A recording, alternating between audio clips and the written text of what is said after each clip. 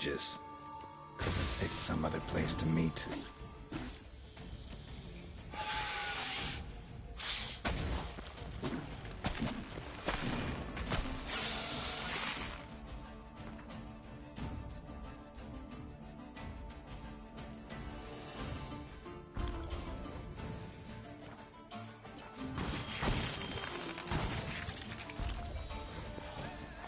Come on.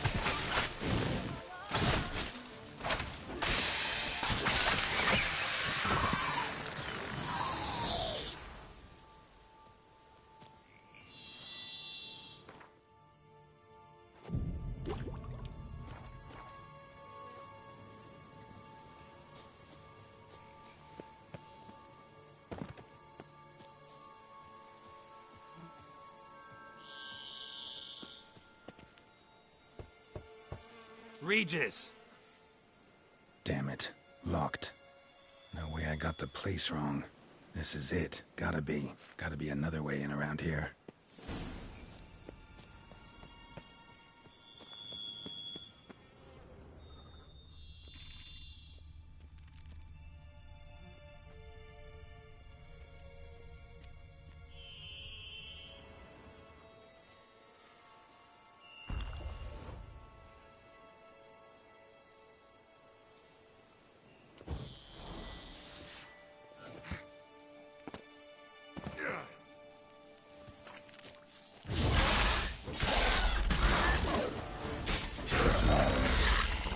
Victuals are plenty here.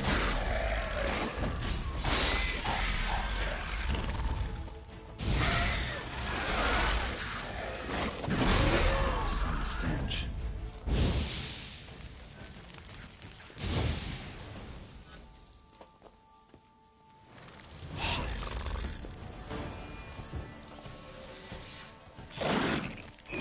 What now, you piece of filth?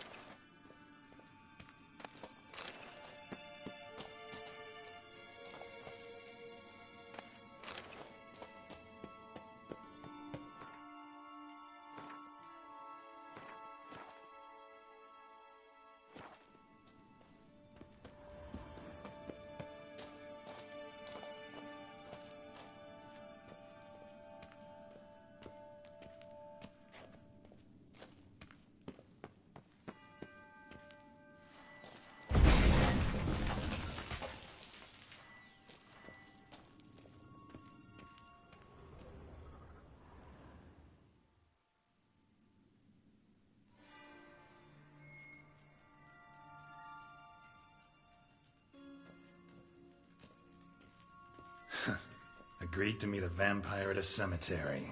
How much more cliché can you get? Nothing comes readily to mind. Could have left the door unlatched. What of my privacy? I value it rather deeply. Unmolested, especially by unwanted guests, that's my preferred state. Besides, I knew you'd find a way to get in. True enough. Need to find your friend. I'm hoping you'll agree to help. I shall do whatever's in my power. Yet what you want or even need must matter little. What matters is what Dettlaff wants. If he does not wish to be found, you will not find him. Ever. End of story. Come on. Gotta be some way.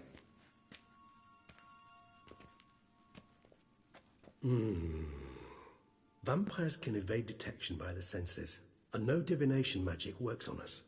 Even the most precise megascope would be useless. And this? Could this help? Wherever did you get that? Off one of the beast's victims, found by a bend in the river.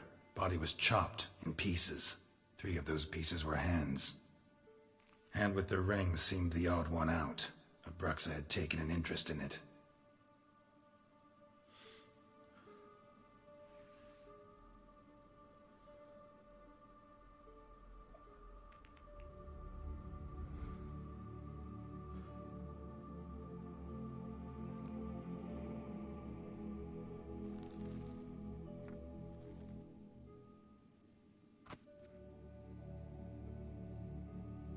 It's Dettlaff's hand, without a doubt.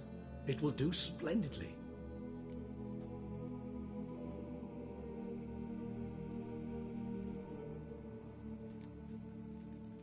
Ring's pretty intriguing. Made of no metal I've ever seen. And the ornamentation. It comes from our home, where we lived before the conjunction of spheres. It's actually mine. I received it from a dear old friend. You might call him a humanist. He saw us vampires as guests here, guests who owe their hosts, meaning you humans and the elder races, respect. Respect? Meaning not to treat us like cattle to be slaughtered for food? Precisely. And the reason why I in turn gave it to Dettlaff. To remind him of the ideals my old friend championed.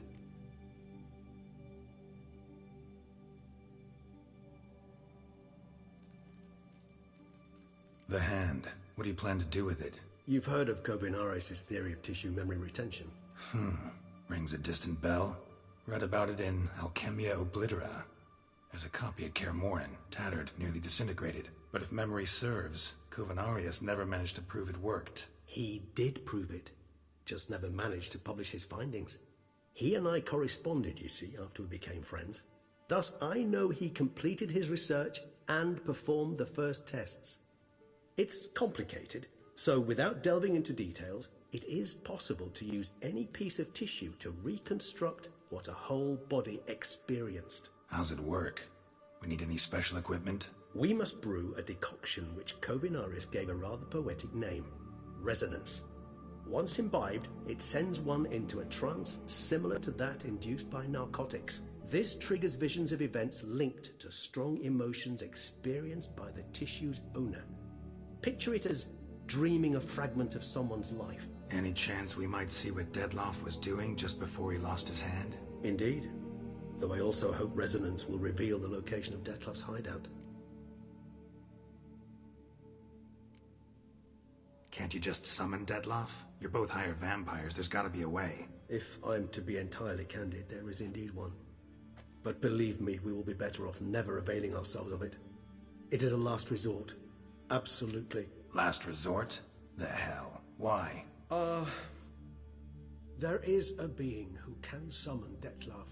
Possesses the authority, even the power, to force him to appear in a given place. But the very act of contacting this being, well, it's akin to walking a slack line extended over a chasm filled with molten lava. An exercise as perilous to me as it would be to you.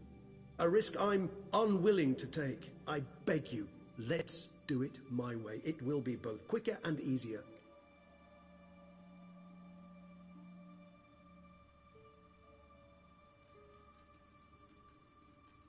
Kovinaris spent half his life proving his theory. Wild guess. Making a dose of resonance won't be easy. You guessed correctly. In addition to Dettlaff's tissue, we shall need a powerful occipital lobe stimulant. Effectively a poison, to make one susceptible to visions. Well, got a few ingredients to choose from. Unfortunately, all are pretty rare. There's Mamoon glands, but closest ones I know of are in Vizima. A spotted white saliva would also serve, but they were culled to extinction over a century ago. Could go with a kobold's eyes, but the creatures are sentient. Rather not gouge one's eyes out. Given that we lack the time to sleuth this out ourselves, permit me to summon some help.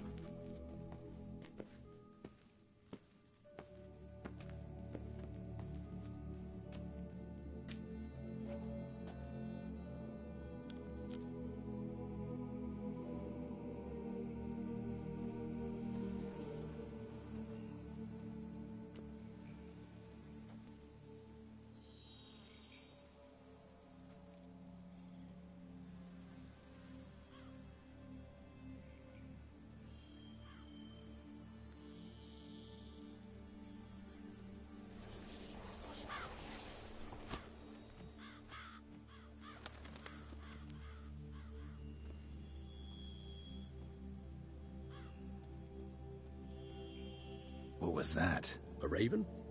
Rather a common sight at this latitude. Very intelligent fowl. I asked him to look for the creatures you mentioned. Him and his brethren. Perhaps they'll find one in the area, and I would hazard that a flock of ravens will spy any said creature faster than a solitary witcher would.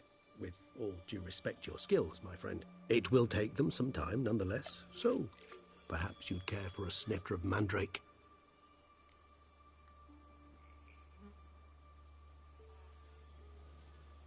Rarely say no to a snifter. Sadly, this is but a weak infusion rather than a proper distillate. Even better.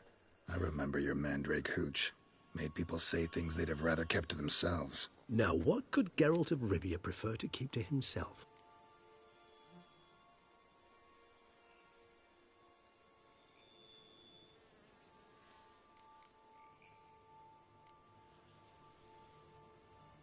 So, think you've set a nice little trap for me? Sorry. Want to get me to confess? Gonna have to try harder. I love a challenge. In that case, my ears are cocked. What must I do? How about you get the ball rolling? Reveal one of your secrets. Vampires, intriguing creatures, must lead fascinating lives. Anything in particular interest you?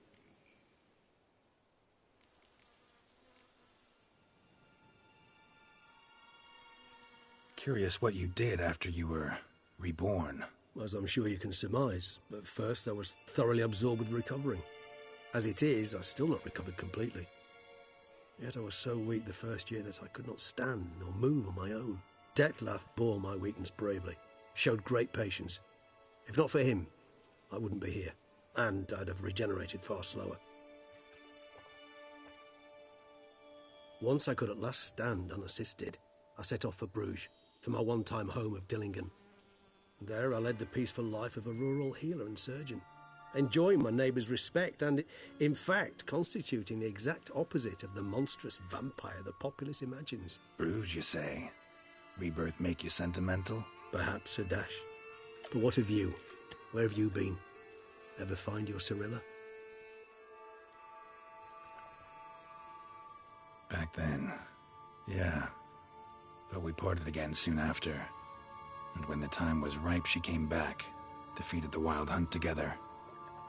Ooh. Seems I certainly missed quite a bit while I was absent. True enough. But it's a conversation we'll have another time. Need to know more about you now.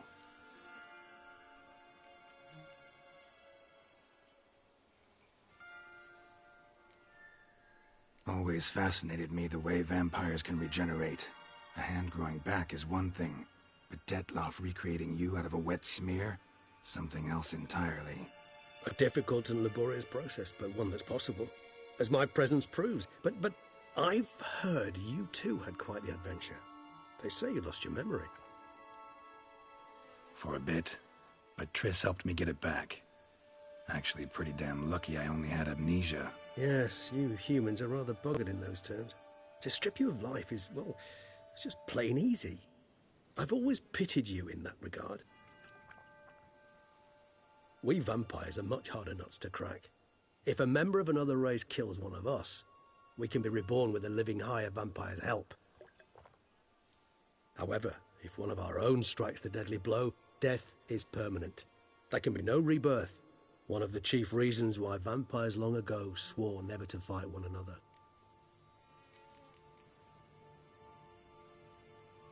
got a new life, a new body. That give you a new start? Blank slate? Starting all anew is a very broad concept. What exactly do you mean? Your blood addiction, say. Wondering if your body's the same, if it still remembers. Maybe if you drank now, you wouldn't get hooked. All addictions are a form of slavery. Re-addiction's not a risk I'm willing to take, just to test a hypothesis about corporeal regeneration and whether propensities carry over. Fair enough. Curiosity, that's all. Sorry. Not to worry, Geralt. Curiosity is a natural reaction under the circumstances, apart from which I've always valued that trait in you. Gotta ask you the big question. One everyone wonders about. What happens after death? You wish me to tell you if the human belief in the gods is well-founded? Well, that I do not know. We vampires differ exceedingly from you humans. Our matter, that of which we are composed, can exist without form. We require neither a heart, nor a brain, nor air to breathe. But were you dead? As humans understand death, yes. Feel anything? Understand anything? It's rather hard to explain. I felt something very unsettling. Something I cannot even name, for I did no reasoning. Only after rebirth did I begin to understand that what I had felt was cold and unimaginable fear. If not for Detlef, I might have drowned in an eternity of icy terror. Can't have been alive then. Sheesh, experience like that must be vicious. Indeed, it's hard to compare to anything I know. Yet you are aware we don't see death as you do. The way you cling to life, we find it entirely peculiar. You are mortals, ergo it's a foregone conclusion. You will die. It's but a question of time. Thus, I often find myself wondering why you try so very hard. To die at 20 years, 40, even 100, what's the difference? They're all but the blink of an eye. Depends on your point of view. Man who's got 1,000,000 crowns to spend can't possibly understand one who's only got 20. Very true. One's outlook can indeed change much.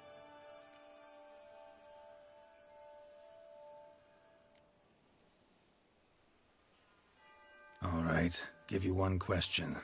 What do you want to know? One question to ask one as fascinating as you, Geralt. Cruel parsimony, I'd say, but I shall do my best to make it count. If you were to die and be reborn as I was, in your new life, would you choose to be a witcher? See, Regis. Doubt I'd know how to be anything else. Ever tried? See, you're determined to get an answer, to find out if I like being a witcher. Just refuse to ask directly, as always.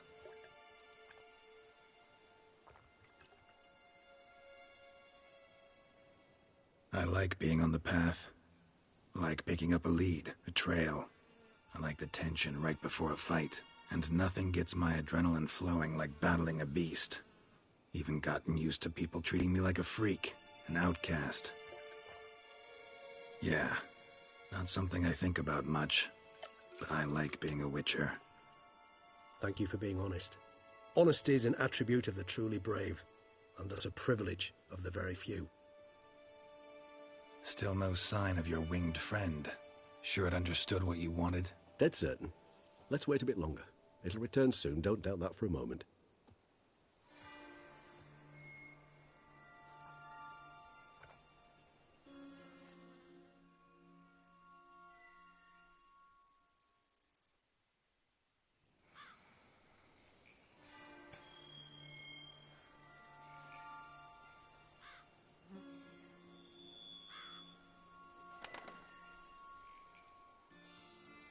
Ever vigilant, even in his sleep. Quite vampire-like, in fact. Are you absolutely certain they don't administer a few of our genes during the trial of the grasses?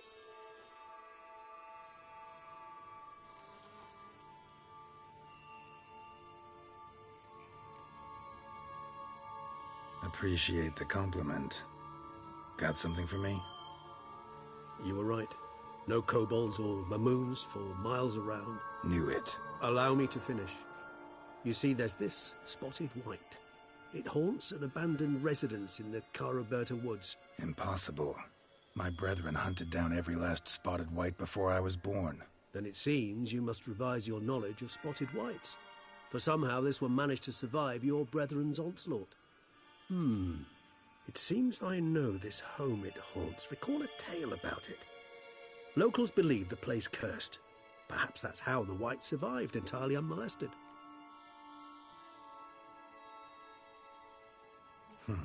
Know anything else about this curse? I don't recall much in particular. Really don't attach much importance to such things. It was mentioned to me as an anecdote, no more. Come on, search your memory. Something, anything could be important. I believe it had a relation to hunger, or, perhaps greed, rapacity. Someone was punished for something...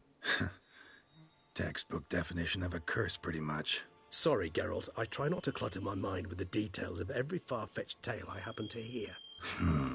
What are your thoughts? A specimen of a species thought long extinct, and a curse, in one place. That a coincidence, or are they related? Ah, professional curiosity. Personally, I've nothing against you delving into this dilemma, but please remember we need the whites' saliva. Nothing beyond that. Whites rarely appear in the woods, even less likely to find them in abandoned human homes. They inhabit remote wildernesses, old abandoned cemeteries. What's your point? This might not be a spotted white after all. Your little helper might have made a mistake. I sincerely doubt it.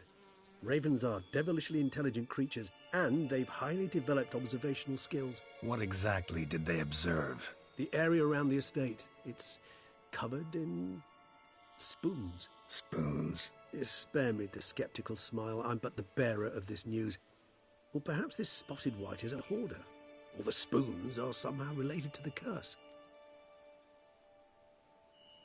Let's do this. Start making your decoction while I go get some saliva from that white. Uses it in its brews. Do you imagine the white will simply sell you some? Worst case scenario, I'll bring you its salivary glands. They ought to do as well. For a moment there, I imagined you asking the white to spit into a vial. Quite amusing as a thought, but the salivary glands will do fine indeed. So, see you later. Yes, till later. I shall start by perusing some tomes. Tomes? Thought you were gonna make this decoction. We require one last ingredient. Alas, obtaining it could prove a trifle toilsome. Thus, I hope to identify a suitable alternative. All right. Good luck. And to you, my friend.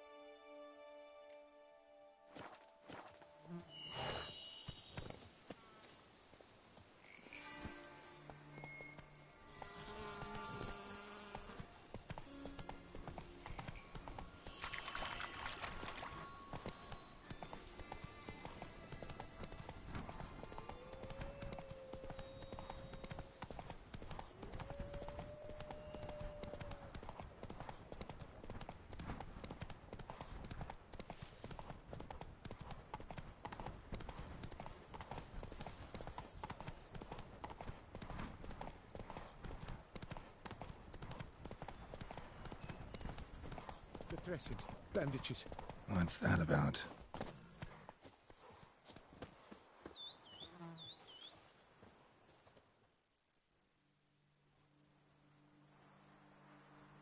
The dressings, bandages. Where did I put them? Forget it. Bandages won't do him any good. What? Oh, but he breathed still a moment ago. Mm-hmm. Breathed his last then. Bled to death. Legs broken. Femoral arteries ruptured. Wound like that, you're dead in minutes. Gods. What happened here exactly? I was rolling through, fully loaded, when I heard screams. This one crawled towards the road, then drooped to the ground, lost consciousness. I jumped down to help him, dress his wounds. Then you appeared.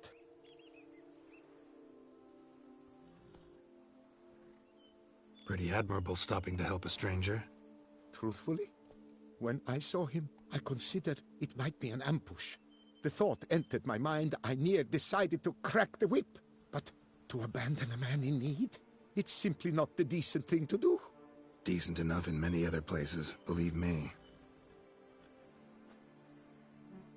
Before you go on, clean your hands thoroughly and burn your shirt. Might also want to rub some time on your body to be sure. The smell of blood might attract ghouls otherwise. Who might you be, precisely? A witcher. Oh. Do you expect some beast might have killed him? See what we have here. Legs broken, but cause of death's the wound. Small but deep, edges unfrayed. Either a thrust weapon or a thick claw. Maybe a wyvern's. Tough to say, and... breastplate's unusual. Dented. And it's got a patina. An antiquity, I believe. I deal in these things, so... what's puzzling is... why did he don it? Not likely to learn that from him. Now to figure out where he came from. From that house, I'm assuming, but need to investigate. Got some work to do. So long. Wait, I will come with you.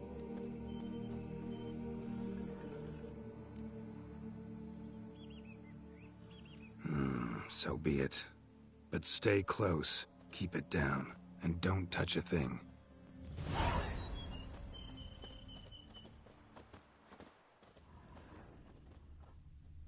Trail leads to the house on the hill. Which stands silent as a grave.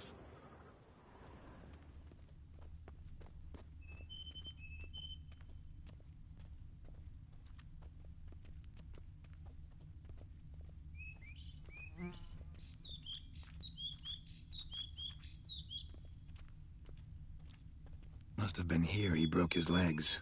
Fell while climbing over the wall. Trying to leave the property probably, after he didn't manage to open the gate.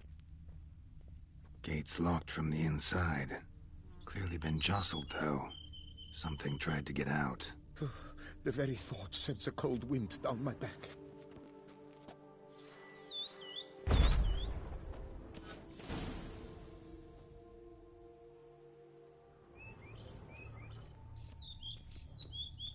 Damn it. Good gods!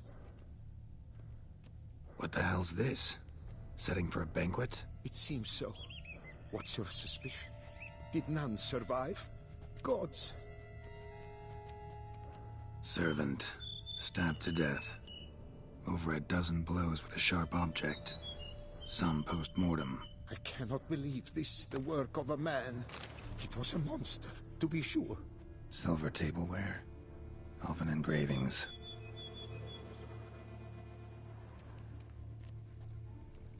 Torso punctured with great force. Blow pierced hardened steel. Man on the high road. Breastplate was identical.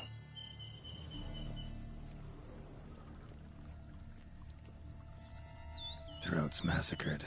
One mighty blow. Shield along sides old and dented. Sword ceremonial. And Shay handiwork clearly.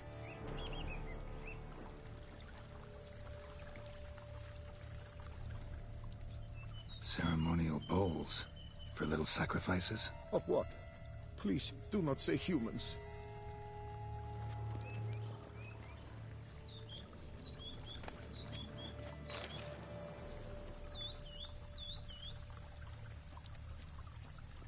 Burn marks. Something catch fire? Explode? Strong stench.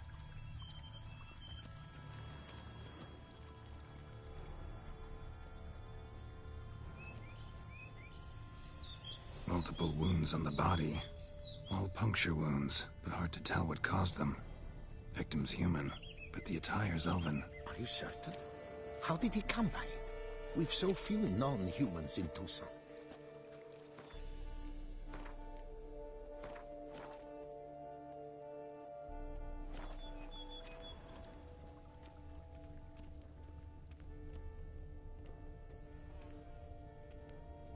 Fled, then dropped to the ground to douse the flames. Didn't manage. Burnt smells growing fainter. Might have been another luckier soul managed to flee. Doublet scorched. Wriggled out of it, tossed it, then ran on.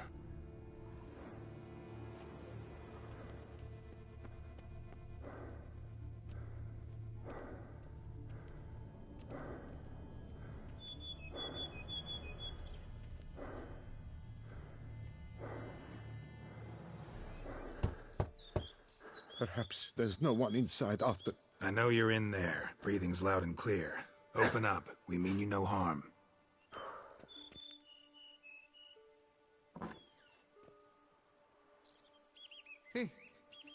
They remain there?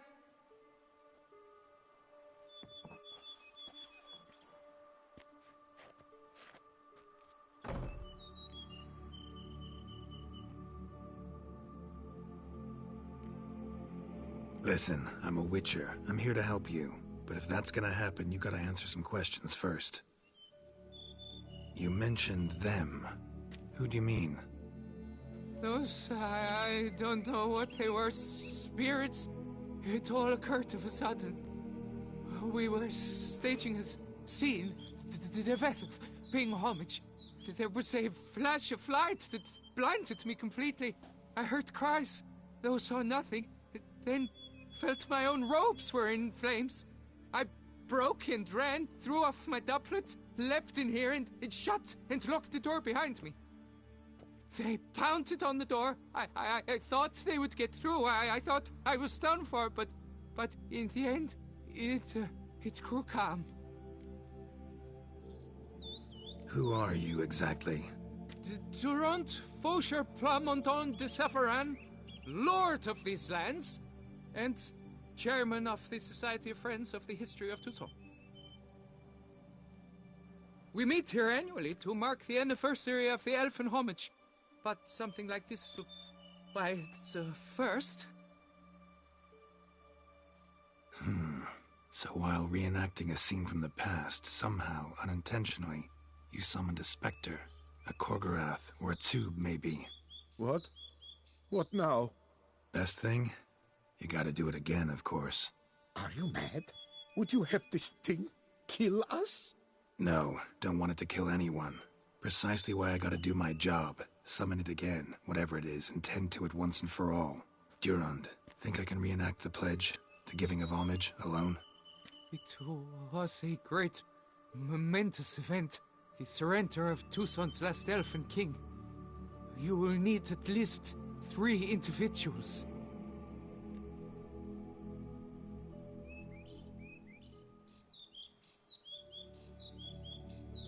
You know what I'm gonna ask for.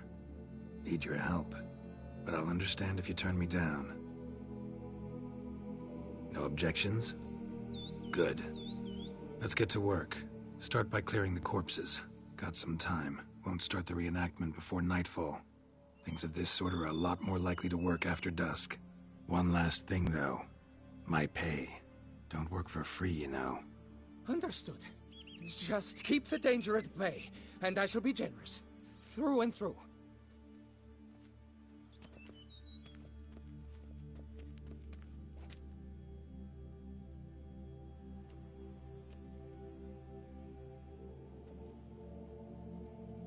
I will stand, or rather, sit in for King Ludovic upon the elfin throne, while you, Witcher, will play the Enche ruler. We must don the costumes. All must be just right.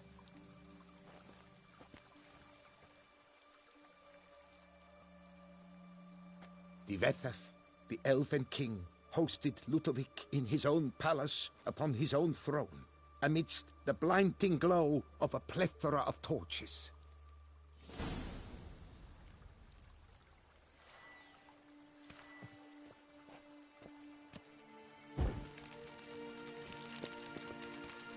Don't interrupt.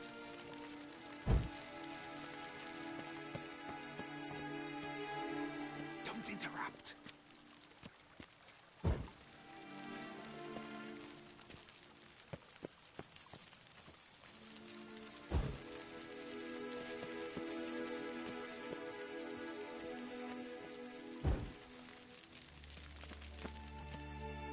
Divethaf laid at Ludovic's feet a loaf of binnen and elfin bread, thus granting humans rule over seed-yielding lands.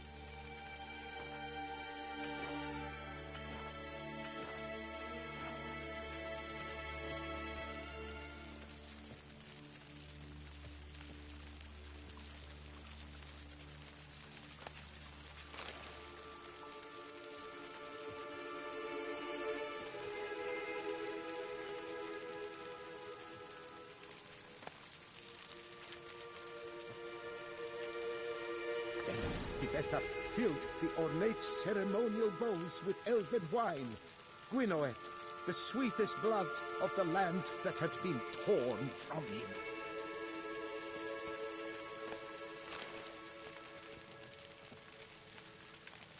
At long last, the elfin king grasped his sword and shield, thus symbolically passing command of his armies to humans.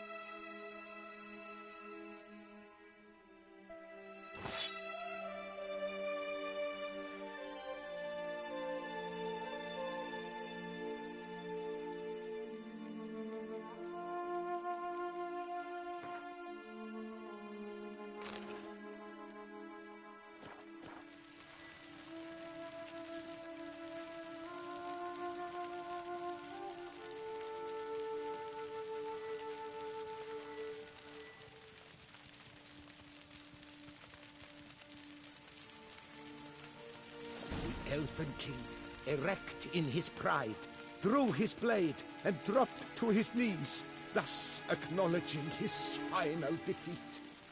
Ludovic then spake.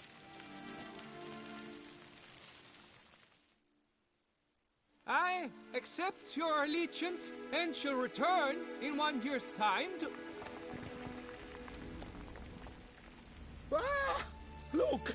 Look! The statues! Impossible! God's mother!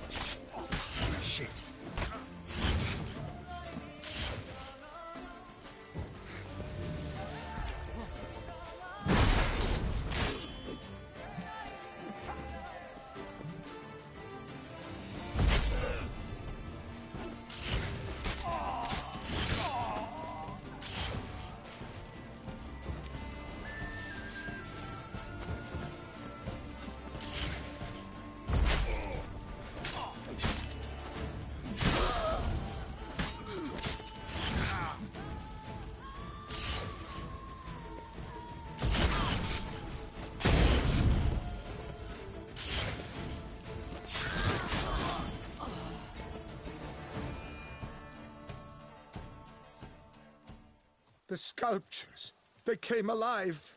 By what witchcraft? Dunno. Specialize in killing monsters. Reviving them, not so much. I may know what happened. The statues, you see, once stood in the palace of one Pt.2. I acquired them a month past because perhaps I should start at the beginning. This Pt.2 was to pay tribute to humans, producing statues of this sort each year. Yet he did so but once, for he perished in the massacre of non-humans at the foot of Mount Gorgon in the year 782. It's fortunate he did too, as Pt.2 had planned Ludovic's downfall, for he sculpted not statues, but columns that masqueraded as such. Columns activated with words said in homage. Columns that would have turned the king and his bodyguards into so much colorful confetti. Typical. Treachery embodied. Elves. Psheh.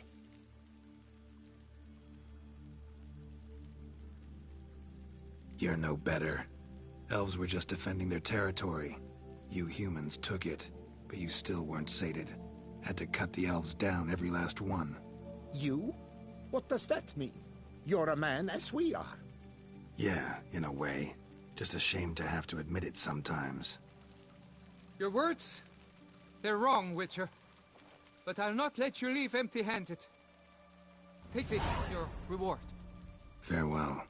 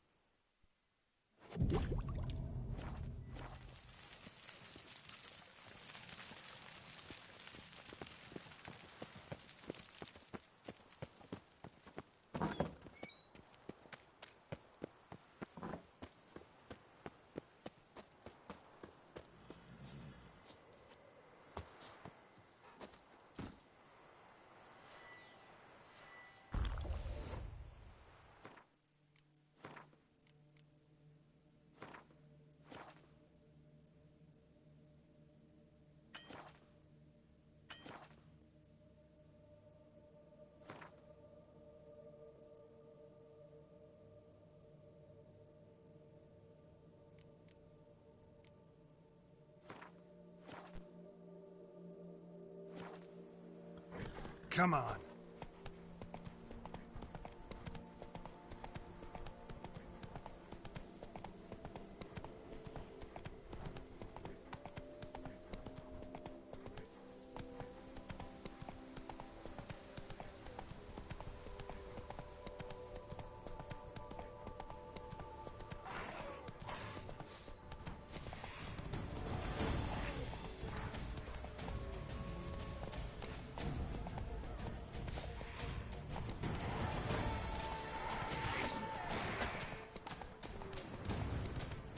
Guests. Never a good omen.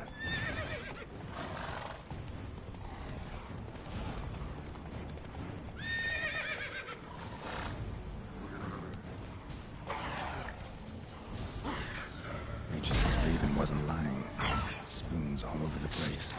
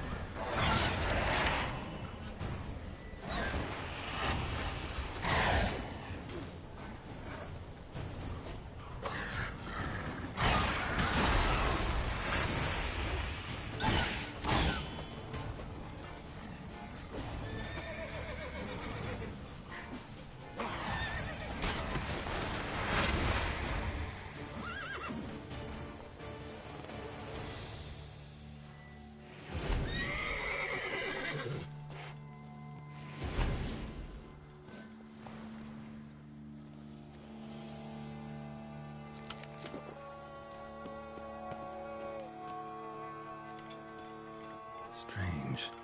Get a sense that the spoons are beating out some kind of rhythm. A message. Trying to tell me something.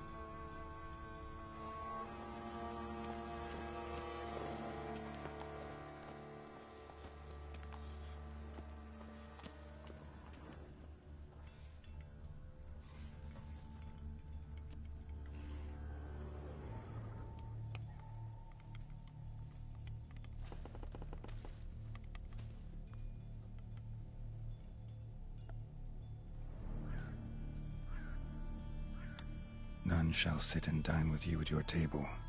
No spoon you have shall say to you, never again shall you wish to spy your reflection in the mirror. Sounds like a curse, all right.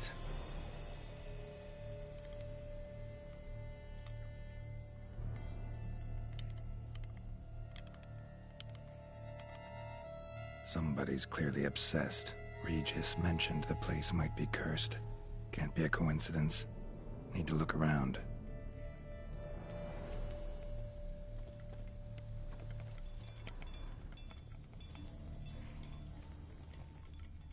What a pigsty. Need to search it thoroughly. Find a way to collect some white saliva. White's obsessed. A real collector. Thoroughbred.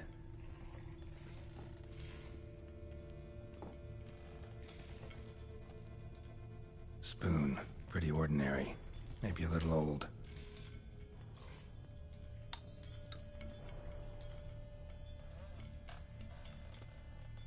No spoon you have shall say to you. Whatever lives here treated that literally. Still searching for the right spoon.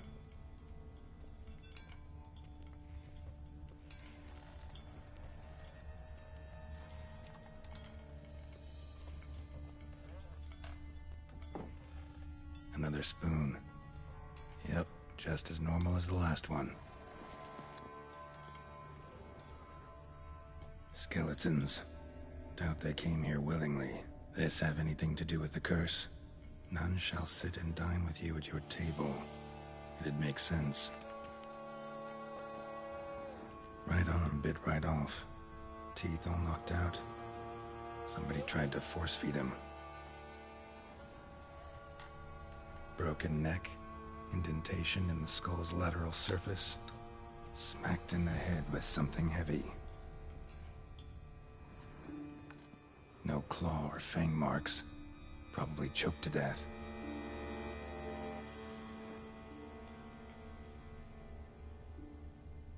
Woman's name scratched into this wooden spoon. Romantic.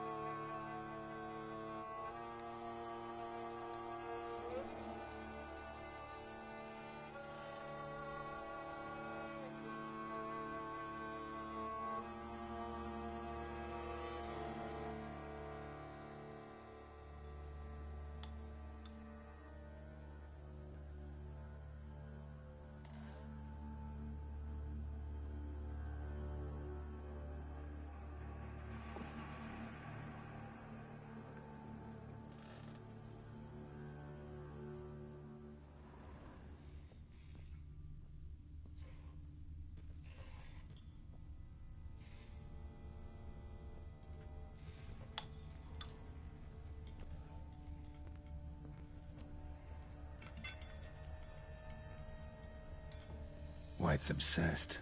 A real collector. Thoroughbred.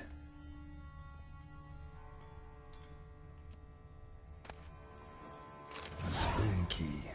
Sophisticated crafting. Tag bears a description. White's a true collector.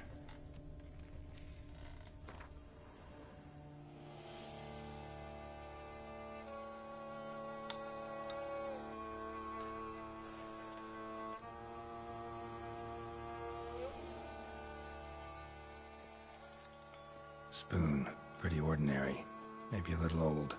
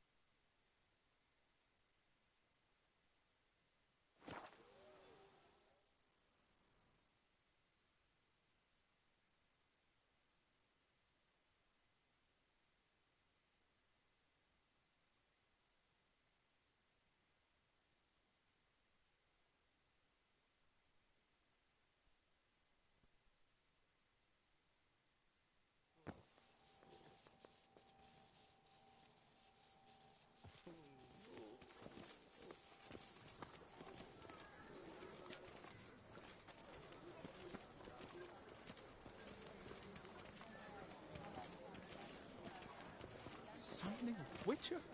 Was that truly necessary? And our knights, what are they? Power Chopped to liver? Kessa. Do you poke her too, Geralt?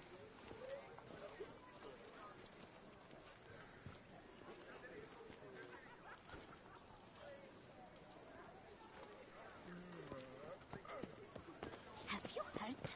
Some knights napped Jean-Louis. Carried him off. A night? Why ever for? Lepio. Did our hairdresser slight his true Were love? only my spirit is willing as my flesh is weak. Ow! Scoundrel!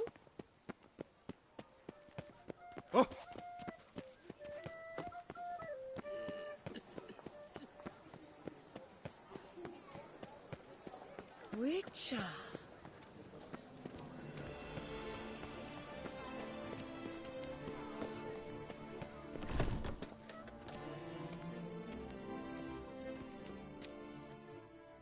Welcome to the pheasant tree.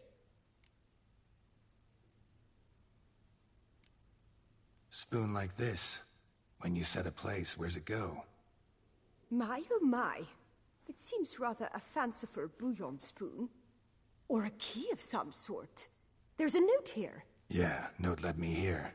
Any idea what the key might open? Never seen it before. But you might search the cellars. The previous owner left all sorts of knickknacks there.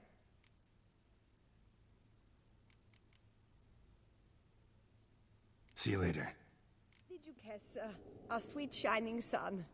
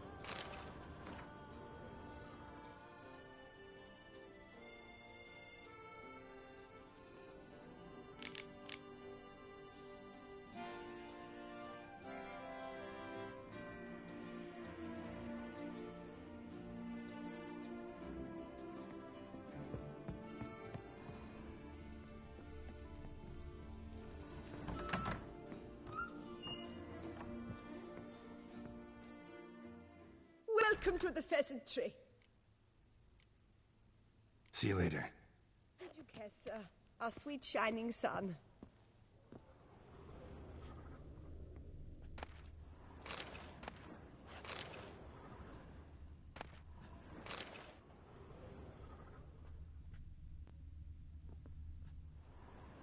Welcome.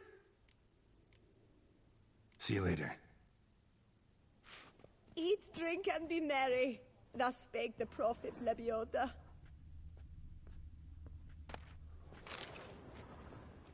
Welcome to the pheasant tree. What are you serving up today?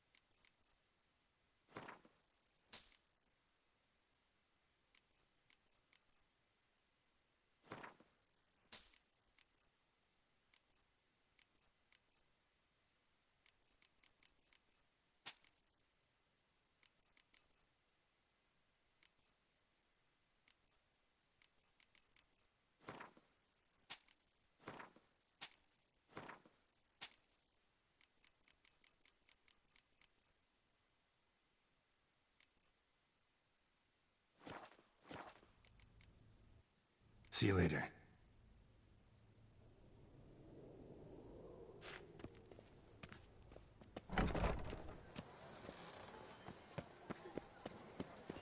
Your reputation precedes you, Geralt. You'd best behave, friend. You're in Beauclair, see?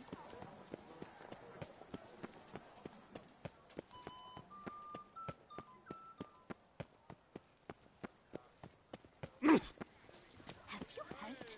Some knights napped Jean-Louis. Carried him off. Here is the hero we can Why afford. ever for? Witcher, Did I open hear the this unbeliever's slightest eyes. true love? No.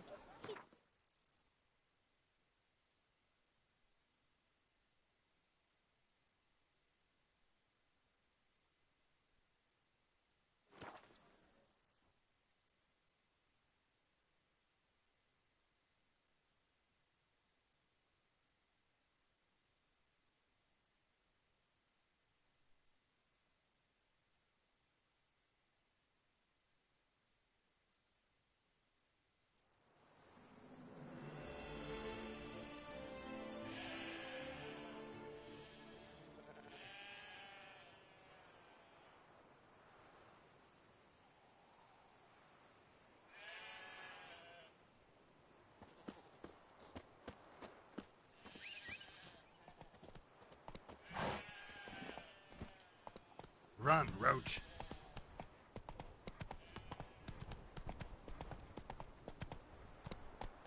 Move it!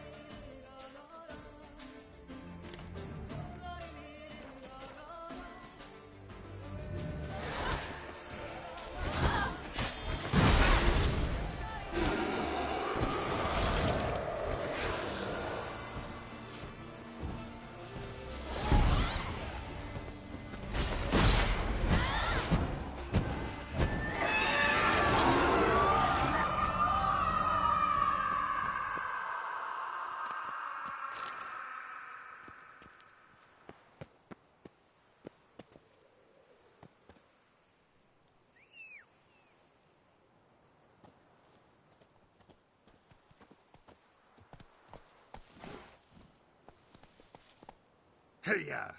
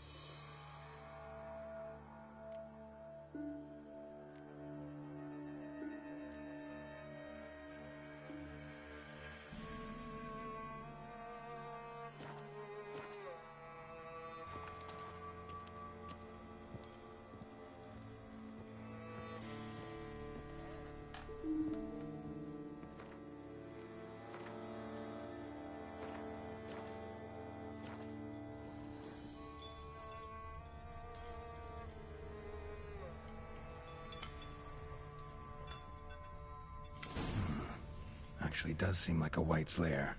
Bit atypical, but still. Cauldron should be somewhere around here. Another spoon. Yep, just as normal as the last one.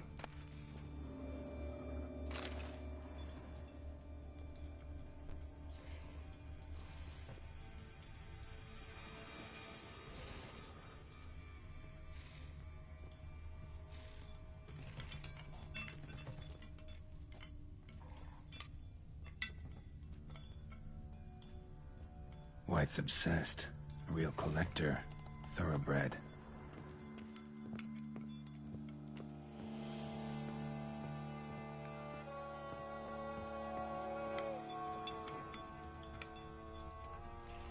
Cauldron I was looking for.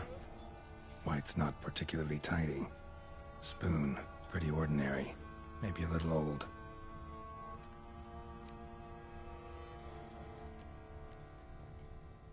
Table's set. White who lives here is getting ready for some sort of feast. White that lives here, definitely afflicted by a curse, and it's been trying desperately to lift it.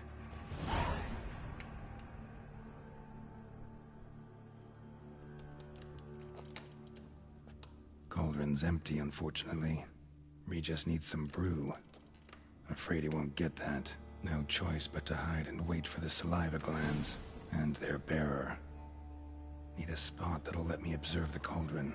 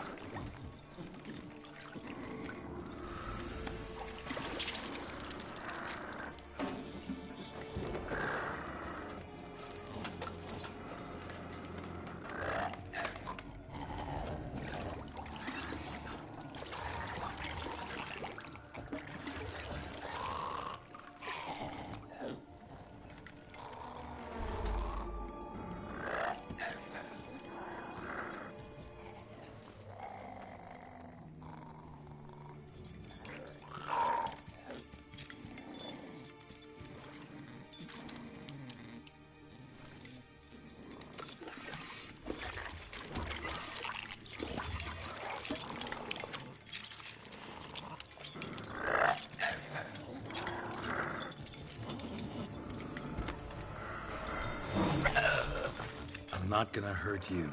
Wanna help? I've seen the words of the curse on the walls. Think I know how to lift it.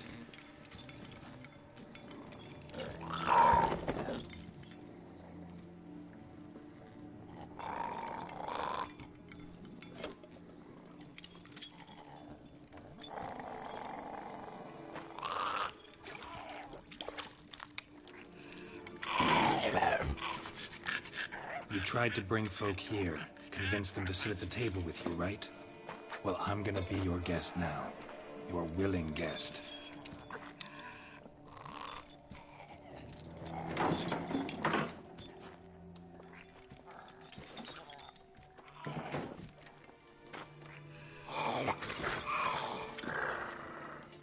Just need a bit for Regis. And now we'll tend to you.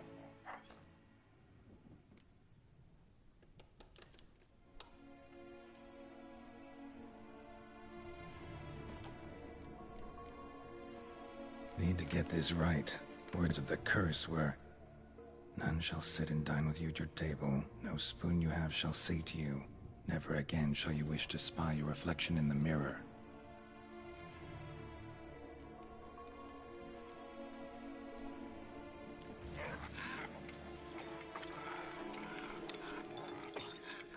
We can't use spoons. No, that won't work. You've been looking for a spoon that would feed you, but there's no such spoon. We need to eat without spoons.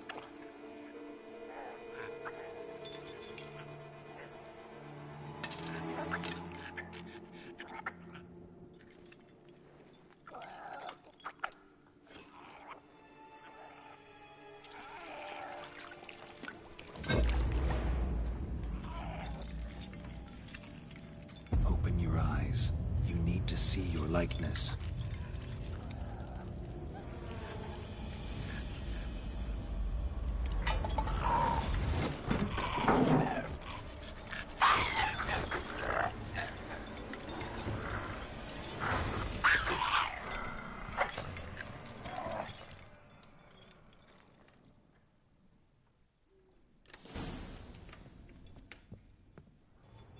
Think it worked.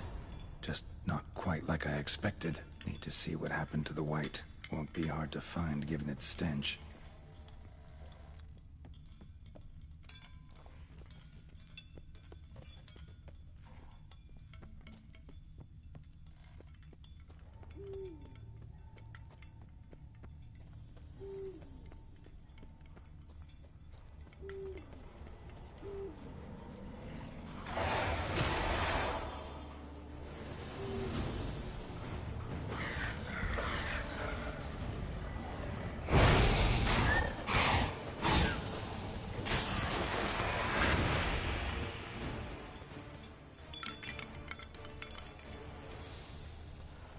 Ugly bastard.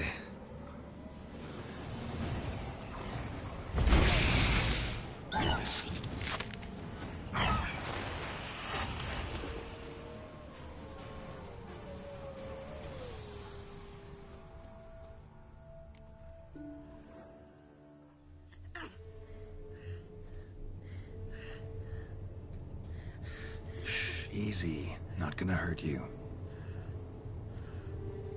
Eat. I must eat.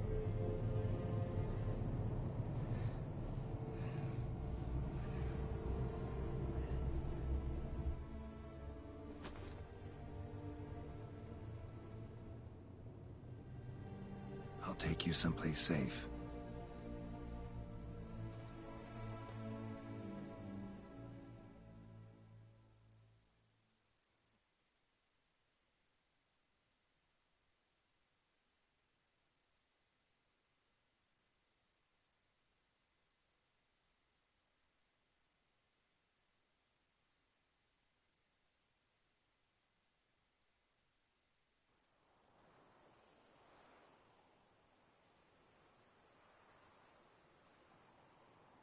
So I took her by the hand and led her here. Seemed the only sensible place for her. You did the right thing, sir. She should recover quickly here. Don't worry, sir. I shall see to everything. She is safe here and in good hands. She'll soon be back on her feet. Might actually take a while. She hadn't eaten anything in over 100 years when I found her. Horrid. Whatever brought this about? Told me her story on the way here. Her name's Marlena. She was once the very beautiful and proud heiress to the Trastamara estate. One evening, when she was holding a banquet for friends, a beggar came to her gate seeking alms. He had a bowl and a spoon with him. He sat outside her fence and waited. I've heard of the custom. An ancient rite of hospitality that obliges one to give food and drink to such a guest lest he depart hungry. To neglect the custom is to bring great misfortune down upon oneself. Marlena didn't care a whit for the old customs. She drove the man off, saying she'd rather feed the leftovers from her feast to her dogs than to give the beggar anything. The beggar then broke his spoon, cast a curse. She was beautiful, so he said she'd never wish to look at herself in the mirror again, since she had... No one would ever wish to sit and dine with her, and as she even refused him the crumbs from her table, he swore she'd never find a spoon in the world that would sate her hunger. A harsh punishment. I imagine lifting the curse was hardly simple.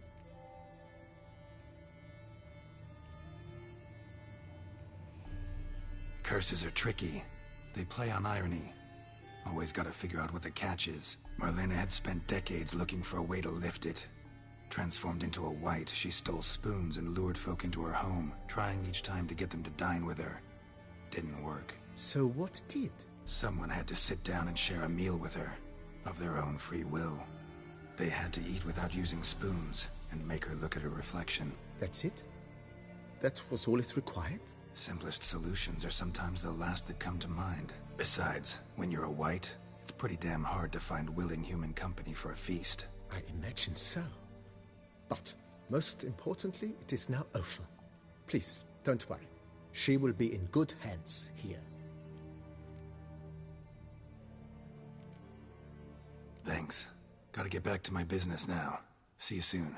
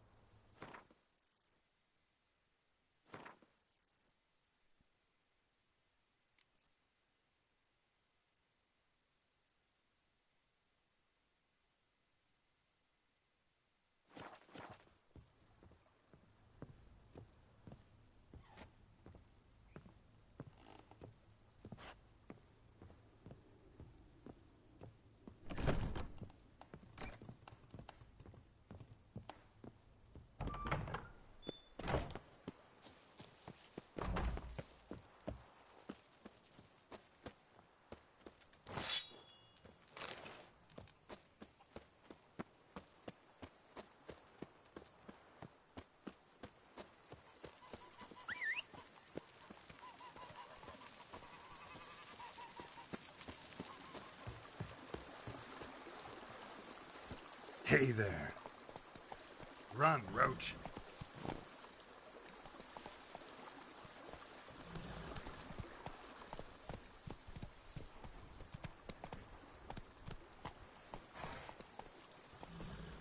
come on.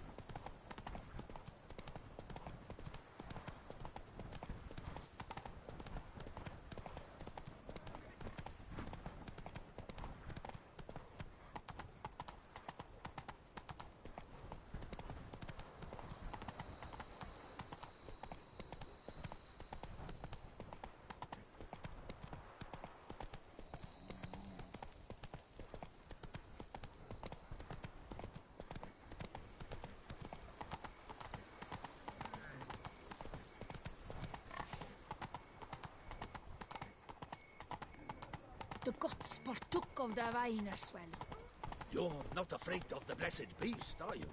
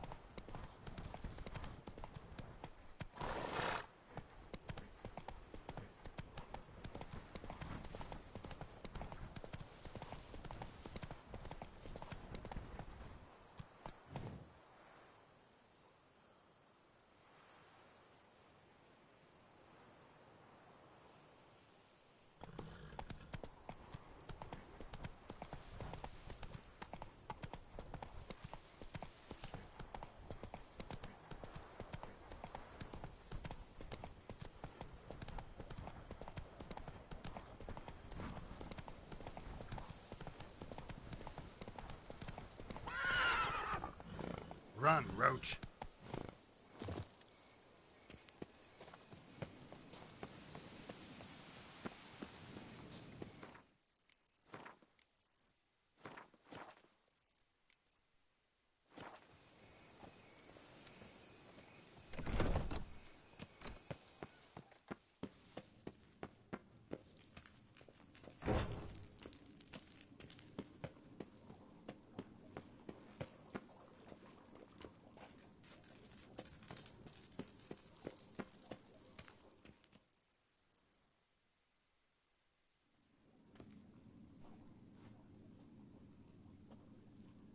Think your friend's hand will make for a nice broth? You've clearly honed your sense of humor.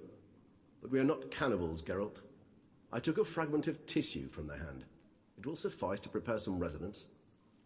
What did you do with the rest? I cremated it, as our codex commands.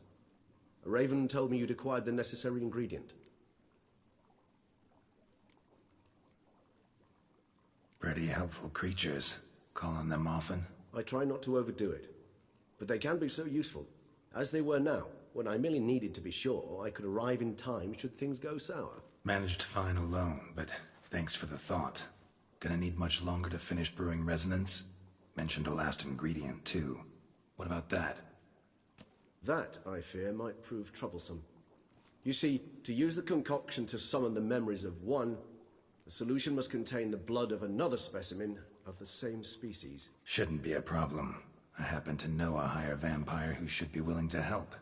Right, Regis? It's not that simple, I'm afraid. While you were away, I tried my damnedest to identify a replacement, but alas, none such exists. Not sure I understand what the problem is. Can't we just draw some of your blood? The blood must be in an agitated state. As I'm certain you know, higher vampires can change their corporeal shell. As our flesh changes, so does our blood's chemical composition. To make a long story short, I shall need to induce in myself a state of strong psychokinetic arousal. In brief, madness, rabidity. And that stands to be very, very dangerous. Dangerous? Why? I mean, you'll still be you, right? True. But I should be highly agitated, in a state of fury. You know better than I that fury cannot be controlled. If you've ever seen an enraged vampire, you know very well that all who find themselves nearby will be in grave danger. How will we handle that? I'd rather not have you lunge at me, claws extended. That makes two of us. But worry not. I've thought it through very thoroughly. Details to follow soon.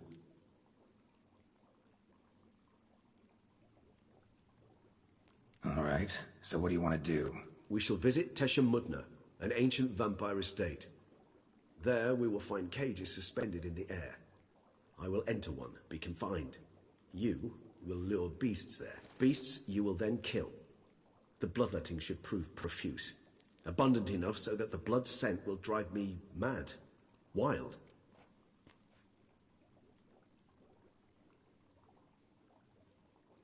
Tesha Mudna. What's it like? It is a place of torment. A torture chamber. Long ago, shortly after we'd arrived in this world, one among us named Kagmar developed such a taste and lust for human blood that in one night he could imbibe an entire village. This brought trouble on the entire species.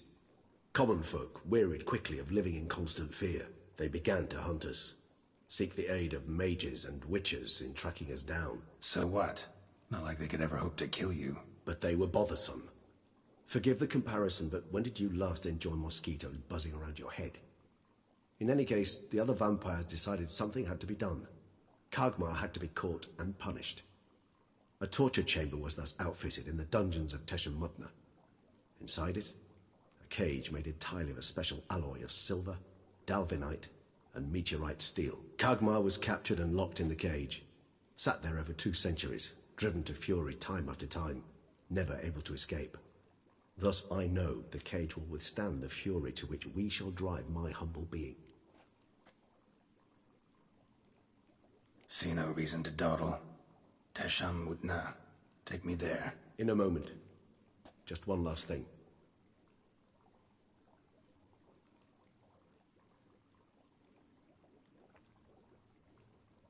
What was that? Blood.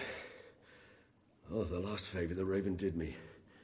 I've also taken some Sancurium, a solution that sharpens one's sense of smell. 1 drop of blood shall smell like a gallon to me now. You crazy? You're a recovering addict. Your outrage warms my heart, Geralt. But you must remain calm. I had no choice.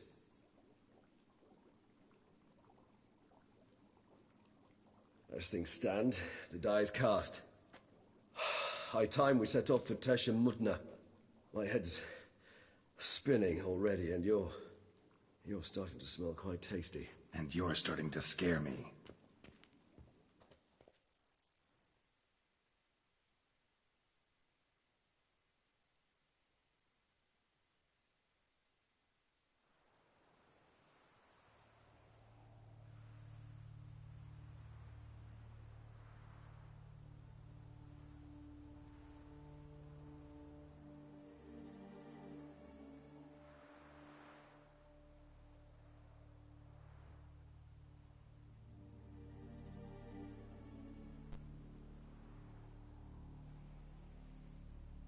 We have arrived. The sacrificial chamber of torture and torment lies underground.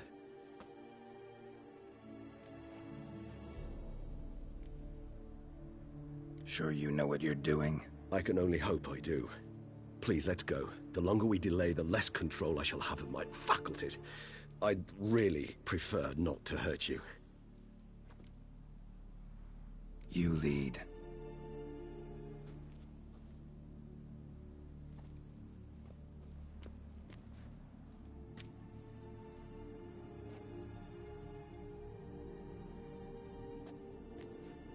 Scurvers. Must be getting close to their feeding ground. Correct.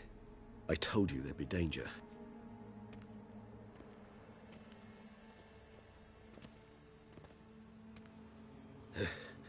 Beyond this wall lies...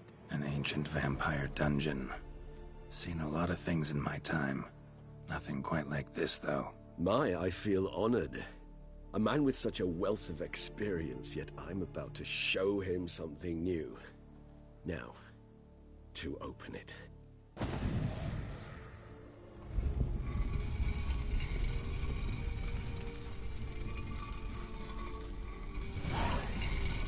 How the hell? It's an ancient form of protection against unwanted guests. The mechanism which releases the latch reacts only to a higher vampire's blood. Tricky mechanisms, a vampire hideout, fortified, secured. Must have been important to your species once, Toussaint. It shall always be so.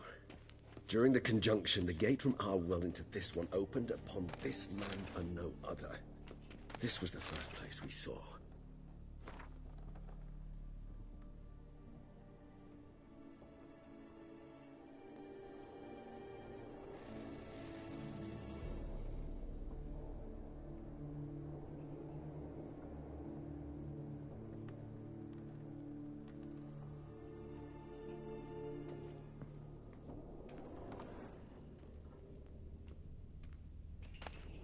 Human husbandry and care? This for real?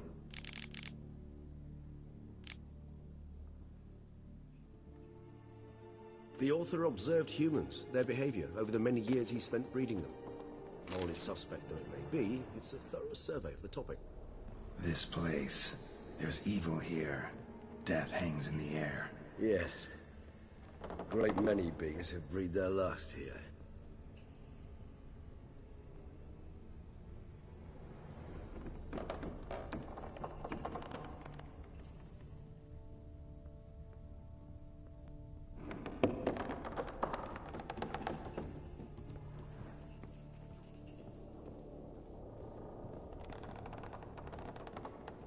Glyphs are carved into the rock.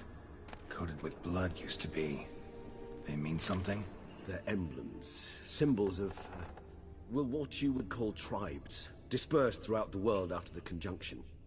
My ancestors placed them here to remind us all where we came from.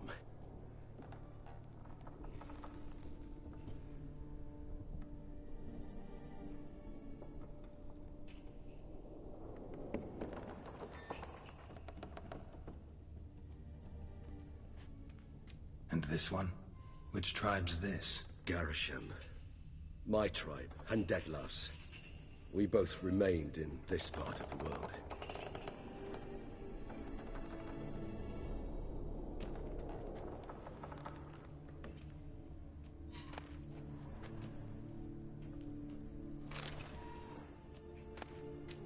Seems your kind assembled a peculiar little library.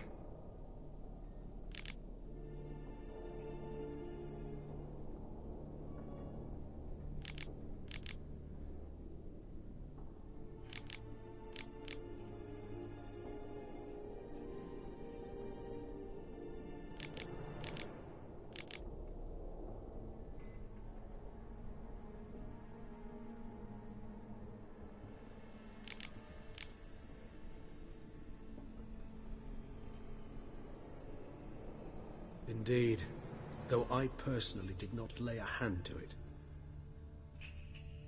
What's this symbol mean? It's the symbol of the Dead. Those who went east, beyond the Blue Mountains.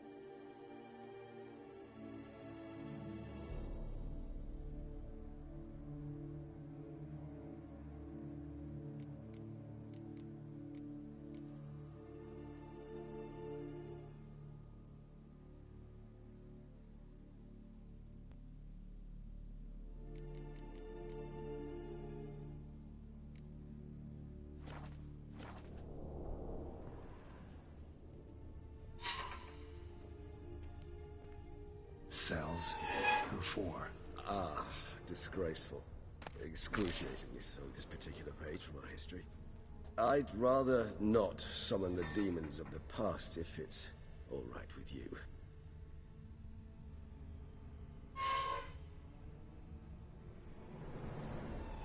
Whose is this glyph? Amaran. They ventured beyond the sea.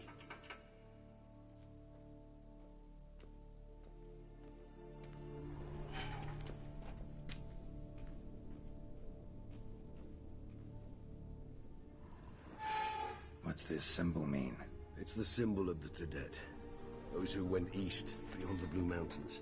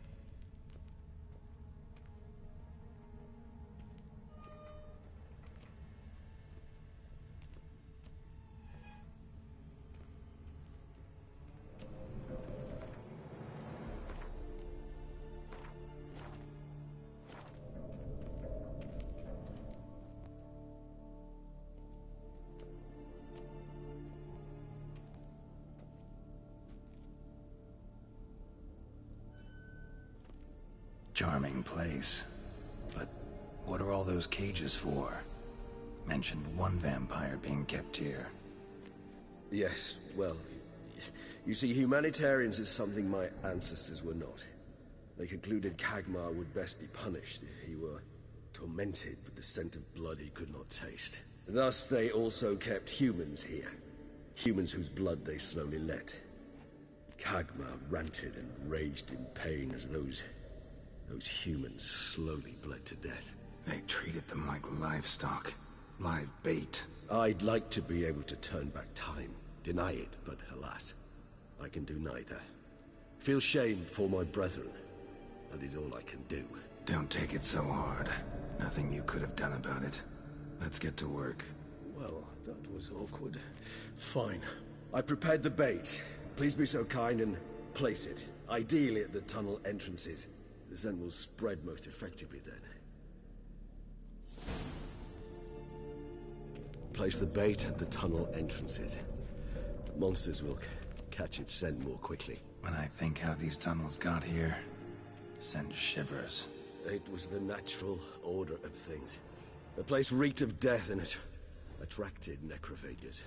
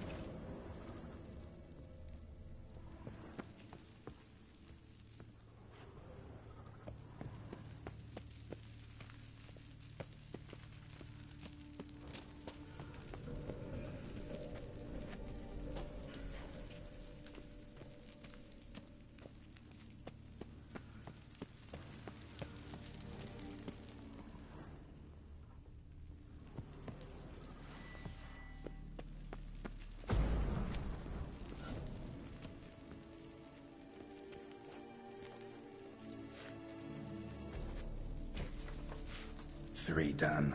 1 left. Think this'll work? I certainly hope so. The meat stench is so thick, I'm wagering Kara's clear to Novigrad.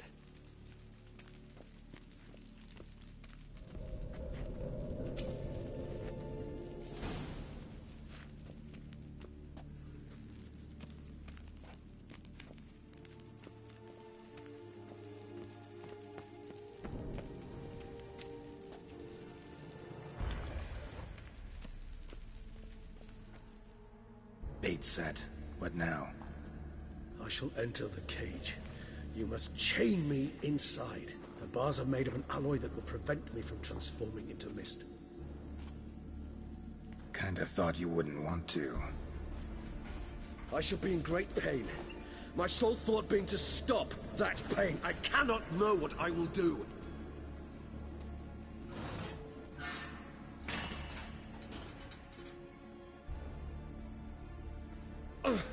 We must hurry. The beasts have caught the scent. Also my head started spinning. That the blood? Someone who's never experienced a vampire's bloodlust does not know the true meaning of thirst.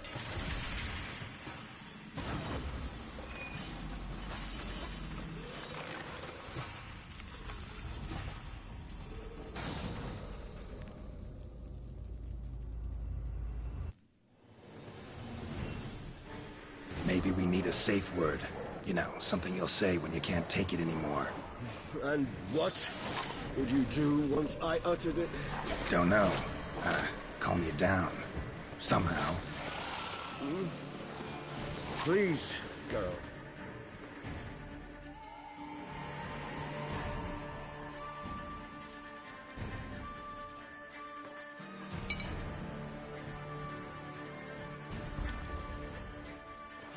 You won't be able to. We must forge through this, that is all.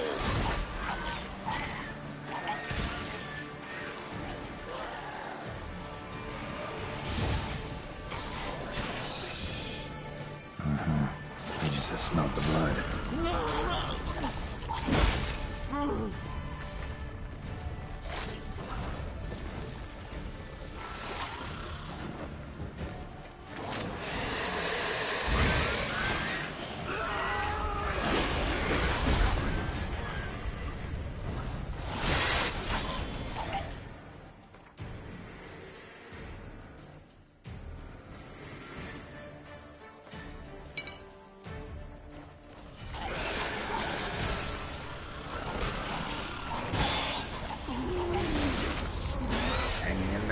It grows worse and worse. I shall overcome. Good.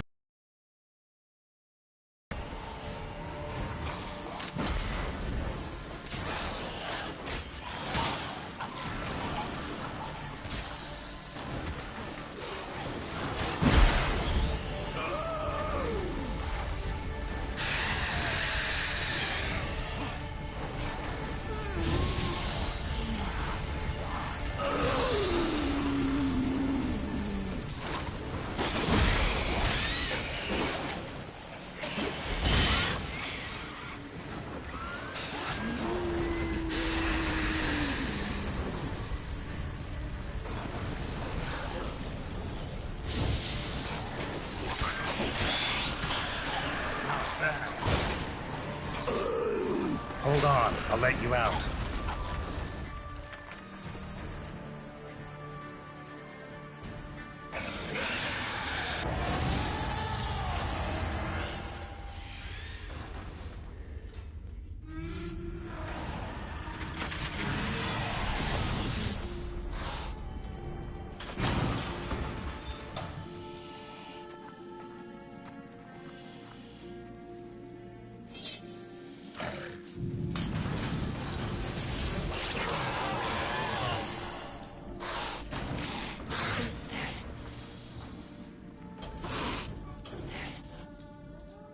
Need to hang on a little longer.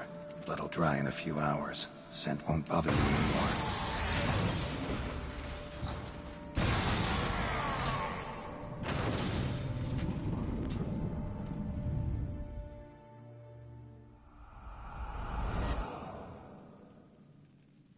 you out of here. The concoction.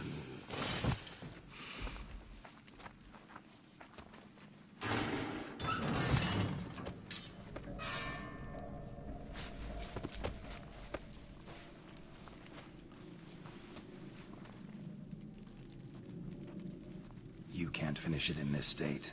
Tell me how. I'll help you.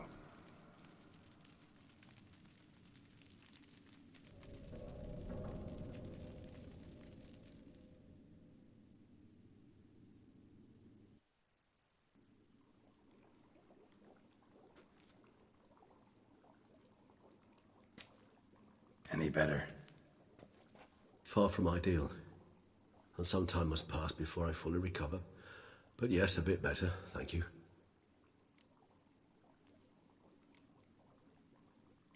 Never expected it to be like that. You didn't tell me. We need not discuss it. But we do. Because if I'd known you were going to subject yourself to torture... What would you have done? Found Dettlaff some other way. I did not wish you to use any other way. Did that occur to you? No, because I thought no being would ever willingly subject itself to that kind of pain. You vampires aren't any different from us in that regard. I told you, the pain is my way of paying my debt. The enormous debt I owe Dettlaff. If I had to do it again, I would, in a heartbeat. Resonance. It's ready. Are you certain you followed the formula? The proportions were exact, the brewing time precise. This is important, Geralt. The slightest deviation could cost even a witcher dearly. Relax. Got some experience brewing potions. Very well. In that case, let's begin.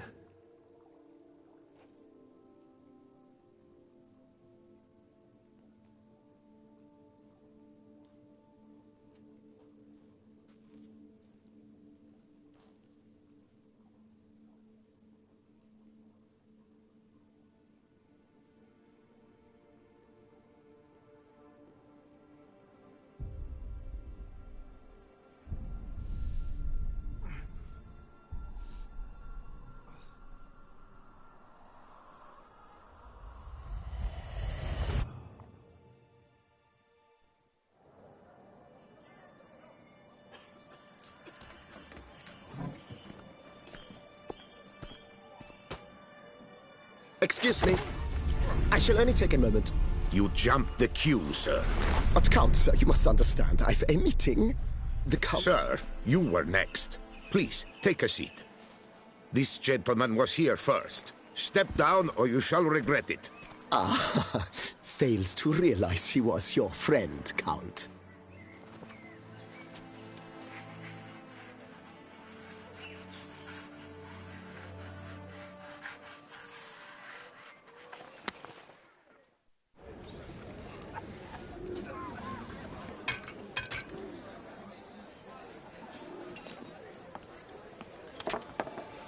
It was then I ordered him to give up his seat and step off the stand.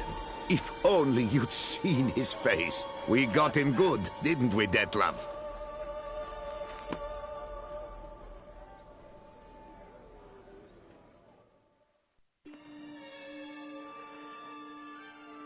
And then Mother insisted we buy the mill. Curious, eh?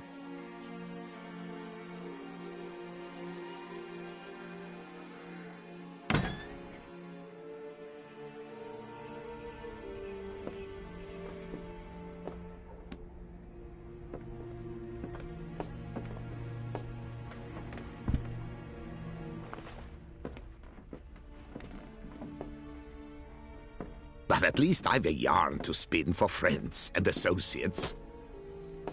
Forgive me. What?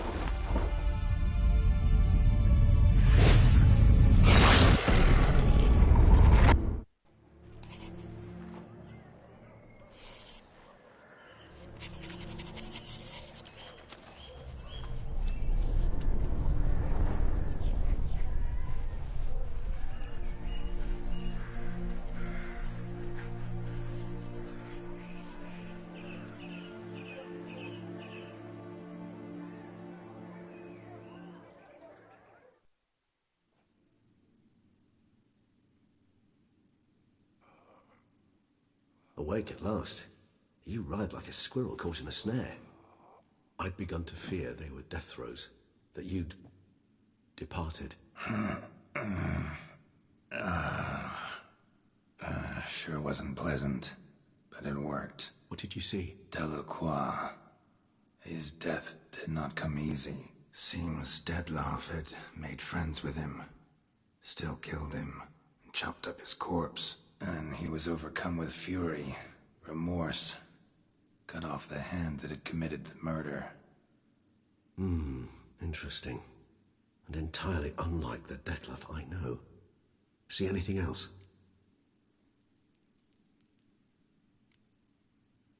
Saw a moment. Delacroix did something selfless. Was kind to Dettlaff. Guess it could have been the start of their friendship. Why the uncertainty? Nothing extraordinary about it. Normal, everyday situation, really. Visions were supposed to issue from strong emotions. Clearly the situation provoked such emotions in Dettlaff. Keep in mind, he did later murder Delacroix. Killing someone who's grown dear to us, it's bound to elicit strong emotion. Vampires are no different in that regard. Did you see anything else?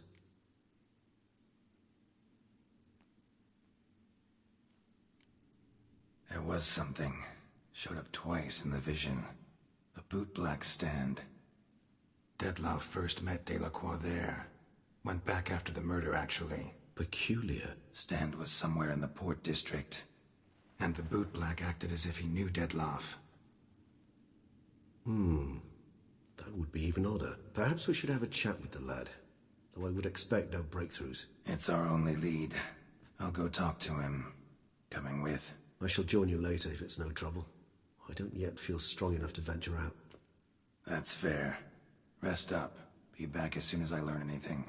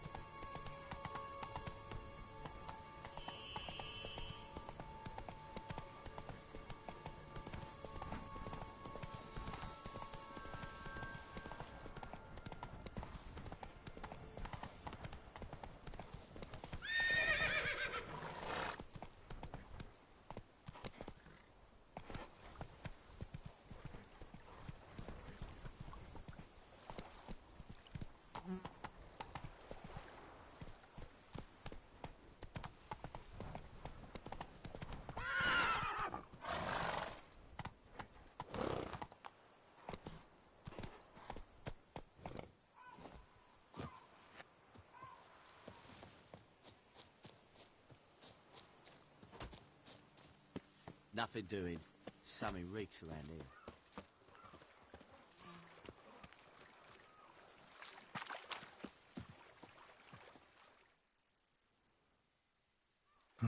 What are you selling exactly? Top quality dyes. Guaranteed to produce intense colors that never bleed. None for me, thanks. What do you mean? Even the best warrior must look kempt, care for his appearance. For example, he might favor bright colors, to stand out from the crowd. Or dark, to slip unseen through his lover's window by night. Usually focus on armor's other attributes. Color's not so important. But I guess there's some sense to what you say. There certainly is. Please, peruse and purchase. You shall not be disappointed. Dyeing clothes a popular service around here? Never come across something like this before. For in the north, all is grey, drab and muted. Quite the opposite to Toussaint. Here, look around and you will see the green of verdant hills, the deep blue of the lake, and the blood red of wine. It's no wonder we love her dyes. A lady will change the color of her dress to match her mood. To green when she is jealous, to yellow when she wishes to radiate joy. A knight, in turn, might, with color, signal the nature of his vow. White to show he's made a vow of chastity, for instance. Need to stop introducing myself as the White Wolf, then. Fine, show me what you got.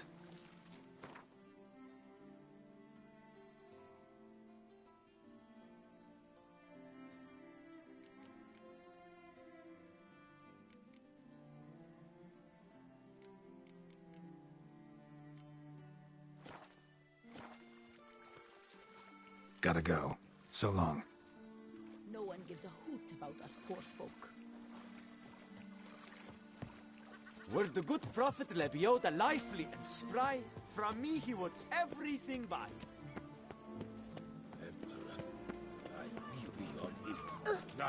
The girl from Corfu Bianco goes walking.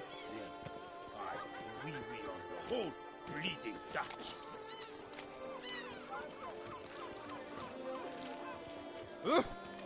Our knights challenge each other for sport. Leave us to summon a witcher from the north for help. Who would have thought it possible? Cheap shenanigans. I can't see a thing through these cataracts.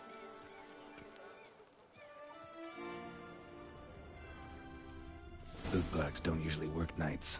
Need to come back during the day.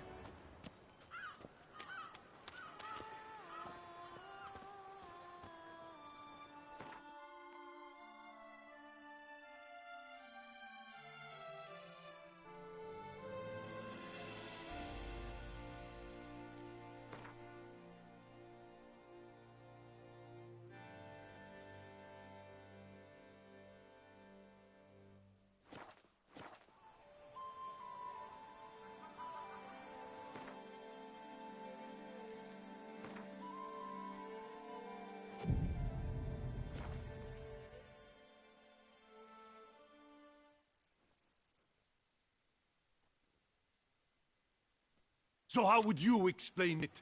Whether it pours for a week or the sun bakes our pates, we've always mud up to our ankles here. You can't blame me for Beauclair's fickle weather. Fickle weather? I've seen you. You empty your chamber pot in front of our shop each morn, so folks will dirty their boots, go to you to get them cleaned. A far-fetched conspiracy theory, sirs. I'll conspire to welt your bum with my belt. Come here. Leave him alone. Just who the spit are you?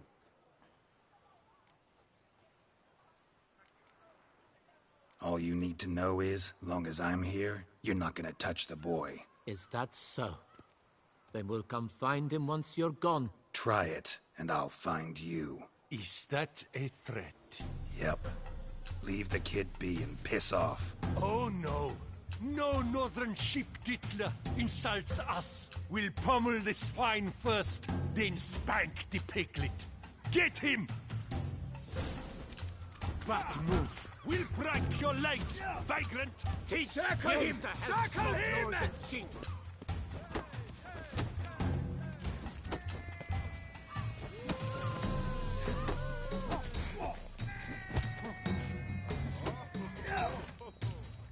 Blood! Blood!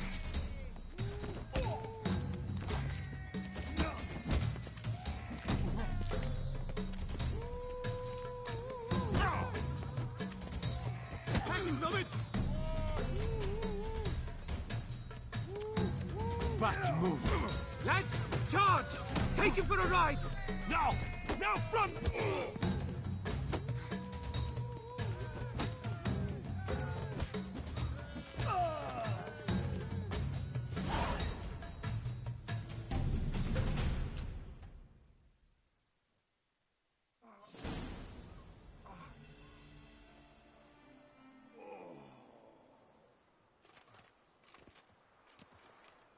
What's the meaning of this? The brawl? Who started it? I'm investigating the beast, on the Duchess's orders. Ah, yes. We've heard of you. And these men, what are they doing?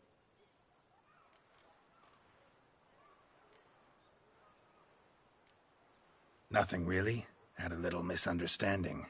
Figured it out, though. Uh-huh, I see. As the Duchess's protege, you may go. But this lot, That's another matter. You'll come with us. Some time in a cell ought to scare the dimwits out of you. Come on.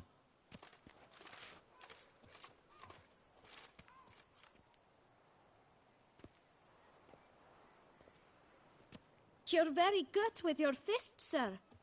Wouldn't be looking for work, would you? We'd make a fine duo.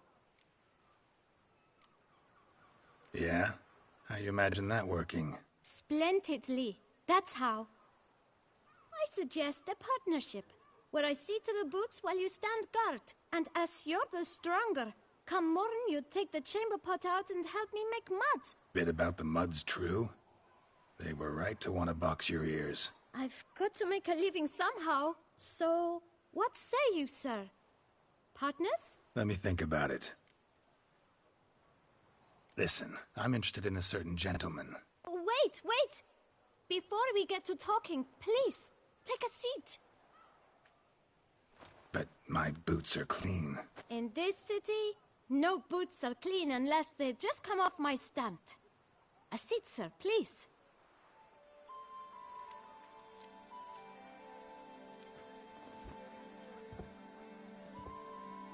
So then, who was it you wanted to ask about? One of your patrons. Tall, elegant black frock. Not from around here. An arrival? Indeed. I hear a faint bell ringing. A modest sum might make it sing out loud and clear. How much? Let's say 500 crowns. What? Gotta be kidding me. What would you even do with that kind of coin? Expand my venture. I'm sure you can imagine. Have a proper stand with a big sign. I want a new box too. New polishes, new brushes. And if I've enough coin left, I'll buy a share in a launderer's. Get wastewater for free. Got it all planned out. I should think so. Capital is all I require. All right. Let's see if we can't figure something out.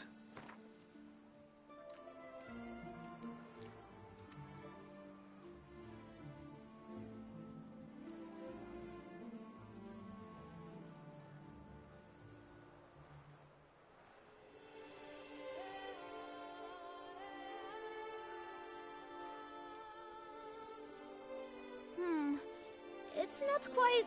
I don't know...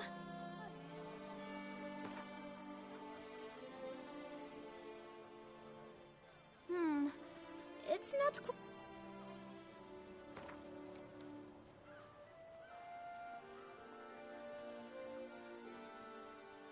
Ah, see? I knew we'd clinch it. Fine. Guess I can agree to that. 1,000 thanks. I shan't forget it. Now to the matter at hand. I know the fellow you seek, though I don't know his name. A steady patron. Gets his boots cleaned every few days. He's very good to me. Always pays me a premium. Know where I might find him? No, but you could wait here. Perhaps he'll stop by. Don't have the time for that. Sure you don't know where to find him? Or maybe notice which direction he came from? When I clean boots, sir, I do not look up to see where folk come from. I clean. It seems you're having a rough go of it. Oh, you're here. Feeling better? I am, thank you. The local necropolis. The air does wonders for me. Now, if I might intercede, I dare say I've the right question to ask. Young man, you see this vial? One drop added to your boot polish will help you wipe even the most encrusted boot clean as the dome of St. Lebioda's cathedral. With it, you will serve 3 times as many patrons at a fraction of the effort, and piles more coin. I'm prepared to give you this vial if you tell me where the man we seek lives. But you won't hurt him, will you? The gentleman's art, true, but he's kind. In point of fact, he's a friend. Yet we had a falling out of sorts and would like to straighten matters out. I leave his boots at the door of a house near the port. The door is red, but I do not know if the gentleman lives there. Worth checking. Might happen on a lead. Would you let me scrape the dirt off your kickers before you go? With all due respect, sirs, your boots could stand a cleaning. Thank you. Perhaps later.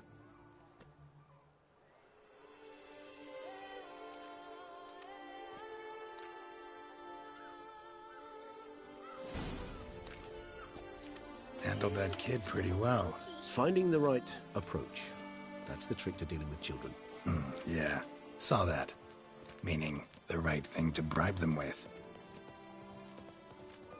Oh, let me out his lips. My legs are wet. Wanna go to the port? Maybe there's some new ships. Of the Duchessa herself. We've no time to lose. It's not far from what the lad said. Red door. One the bootblack mentioned.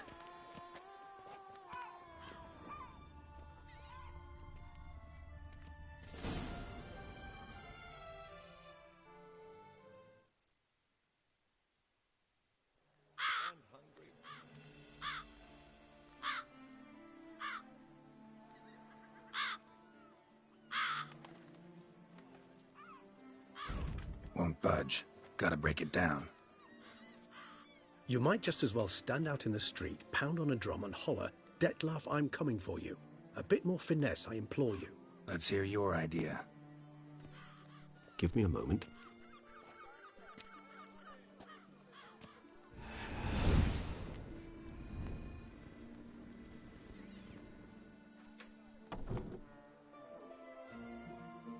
Nice. Ever consider becoming a burglar? Skill like that'd come in awful handy. I considered it briefly, but ultimately concluded it would be terribly dull. Come.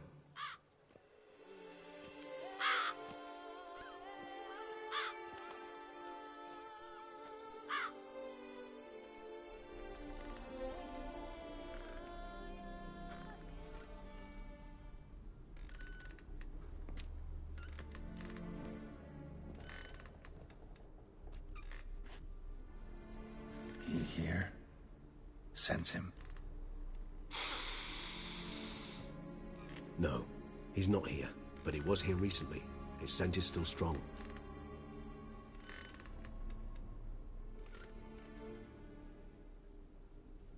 Let's look around.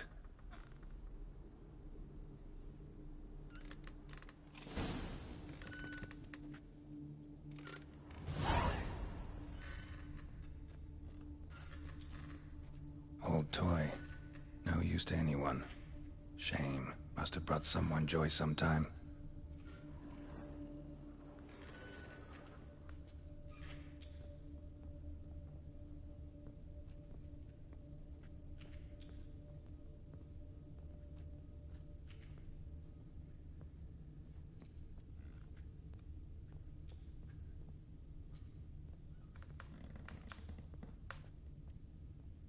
Attic. Let's go.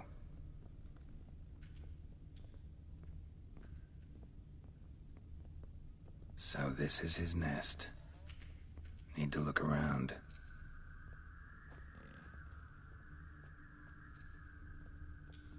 Woman's likeness. Bit smudged. This his lover? I don't rightly know. Reminds me of someone. Who? Not sure. Can't help feeling I've seen that face before, though.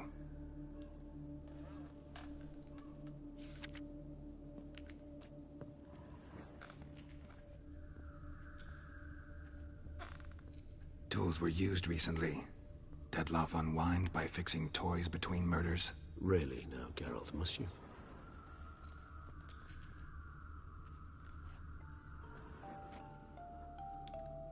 Nice tune. Indeed. I'm not certain why, but it reminds me of home. Our true home from before the conjunction of spheres.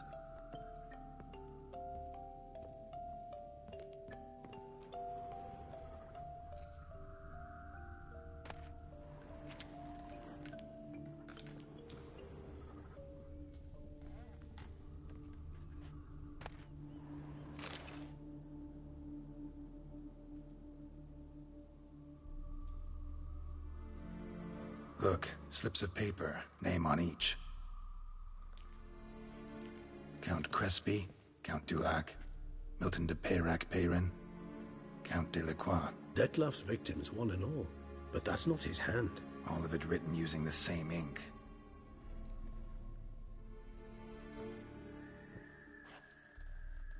See the color?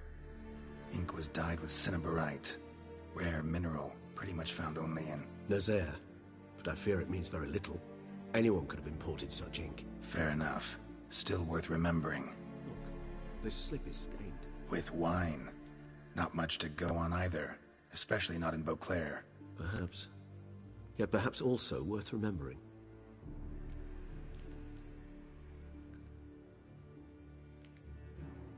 Still got nothing, basically. Need to look around some more. Let's get to work.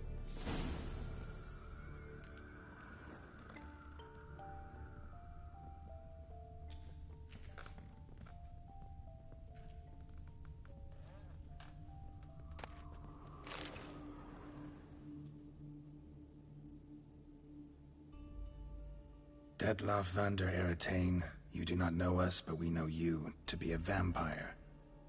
We know also of your weakness for the wench they call Renowed. Now you know this. We shall chain her down and let rats feed on her. We shall flay the skin from her flesh. Yet you can save her. You need but travel to Beauclair, where you shall slay 5 men in the manner we prescribe. You must complete the killing in 3 days. Fail, and the next letter you receive will contain a memento of your failure. Your beloved's finger. There you have it. Proof positive Detlaff killed not of his own accord. A blackmailer sunk his claws into him. Any idea what it could be? Detlaff have any enemies? Indeed. Detlaff gains foes occasionally, but they never live long. One might have managed to evade him. Possible in theory, but I know of none. It would have to be someone devilishly dangerous. As you well know, having faced Detlaff yourself. Whoever it is someone new. Who's Renowed? His one-time lover. The sole human woman with whom he was very close. Because she accepted him. With her aid and care, he found a place for himself in this hostile world. She began the work that I strive to continue. Ever meet her? Never had the pleasure, alas. She deserted him a time before he came around to save me, though he always claimed she'd gone missing.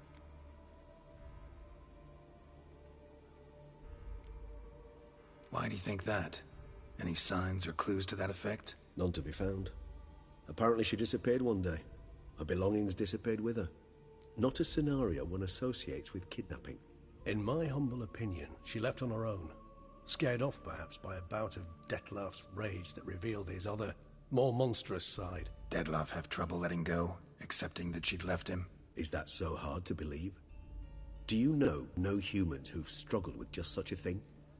And Detlaff is so much more emotional than most humans.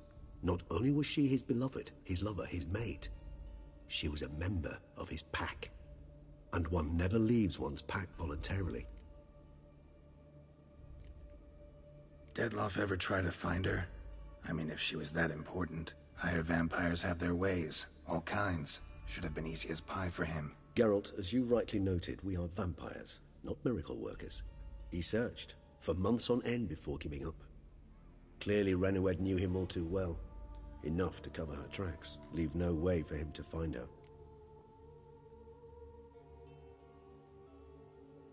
Even if Renowed did abandon him that time, looks like someone's actually kidnapped her this time. Hard to argue with that. And hard to foresee what he's prepared to do to free her, get her back. He's prepared to kill, that's clear. As would you be for Yennefer. He kills for he cares for her deeply. And that blood, those individuals, they mean nothing to him. Yeah, I get it now. He's out to rescue a female from his pack. Exactly. Blackmailer. Kinda curious who it could be. Why is that? Regis. Somebody kidnapped a vampire's lover. Bold to begin with. Now they're forcing the vampire to kill. A vampire you yourself insisted no murderer. Blackmailer's skilled. Someone special. Astute. Now that I think of it, It's not one of your kind? Another vampire? Precisely. The plot thickens. Just a hypothesis. Wouldn't set my heart on it till we know more. Right you are.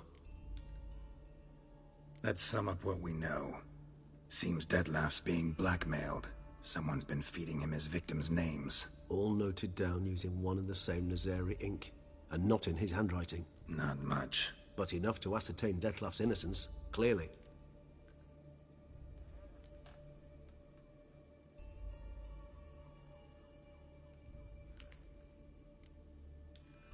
Not how I'd put it. Doubt it's how the Duchess will see it either. I trust you to convince her. And then... What? Go on, don't be shy. See, you've got it all figured out, including the grin I gotta wear. It's a rather bold plan, but... were we to find Renawed, we would strip the blackmailers of their hold on Detlef. That's one idea. Could be worth a shot. But what about Detlef? He gonna go on killing while I'm out searching for his lover? He will not. I shall convince him to stay his hand. Assure him you're a friend seeking to help. I'll await him here. He's sure to return sooner or later. Think he'll listen? He will. Ought to wait with you, maybe. No. He'll sense you from a mile off. Simply fail to appear. I'd better stay alone. You must trust me on this. Fine. Need to report to the Duchess first. So be it. We'll await you here. Detlef and I both.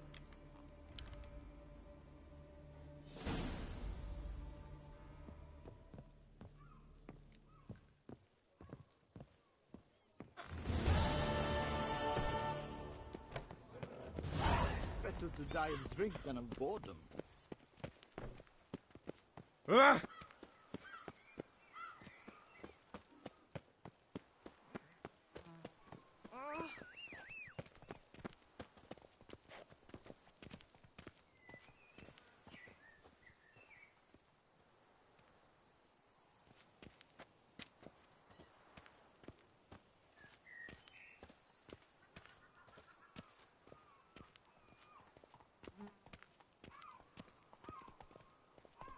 Best cure for the beast. A witcher. Move it! Ah!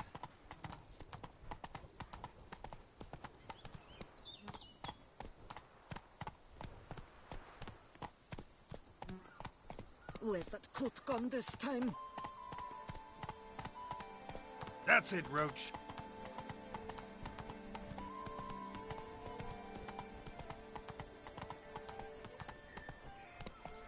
Patrolling on an empty stomach. Oh, dreadful.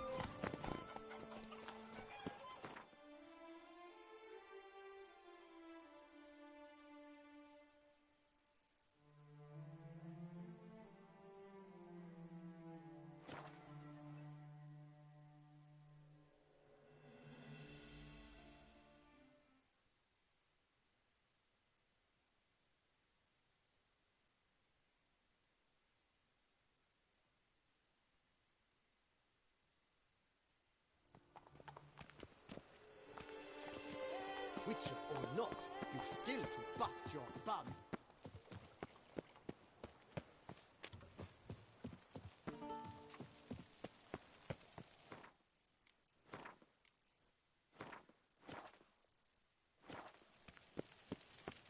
Better to push quilts and drag hose, don't you think? Your Grace. And what of the funeral preparations?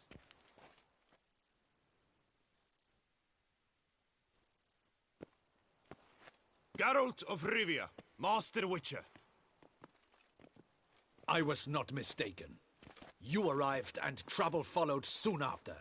Step aside. Got a matter for the Duchess. At last, Witcher. We've been on tenterhooks.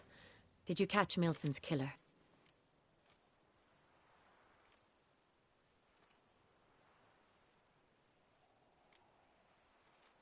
Case is more serious than we thought. The beast? I couldn't kill it. Didn't manage. We sent you after a monster, and you return with nothing? We are very disappointed. Situation's not quite that simple. Beast's a powerful vampire. Ha! Is this a problem?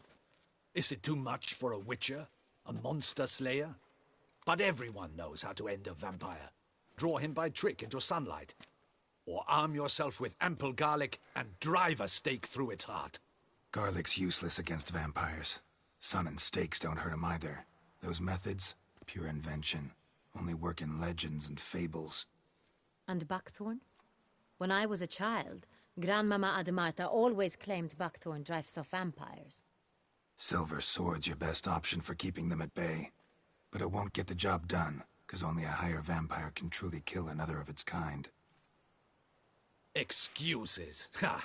Your Grace, I shall assemble a battue. bring the matter to its end at once. The Witcher need but tell us where to find this monster. Whoa, this is work for a Witcher, not for your guardsmen. Yet when a Witcher fails, my guardsmen must step in. I'll take my best. 40 hardened veterans. No vampire can stand up to that. 40, 50, 100? Doesn't matter. Won't make any difference against him. You have not seen my guardsmen in action. Can they fight fog? Hit a target that moves faster than the wind? How? What creature can do such things? Creatures like this one. Higher vampires, we call them. Each one's a little different. Unique or exceptional, you might say.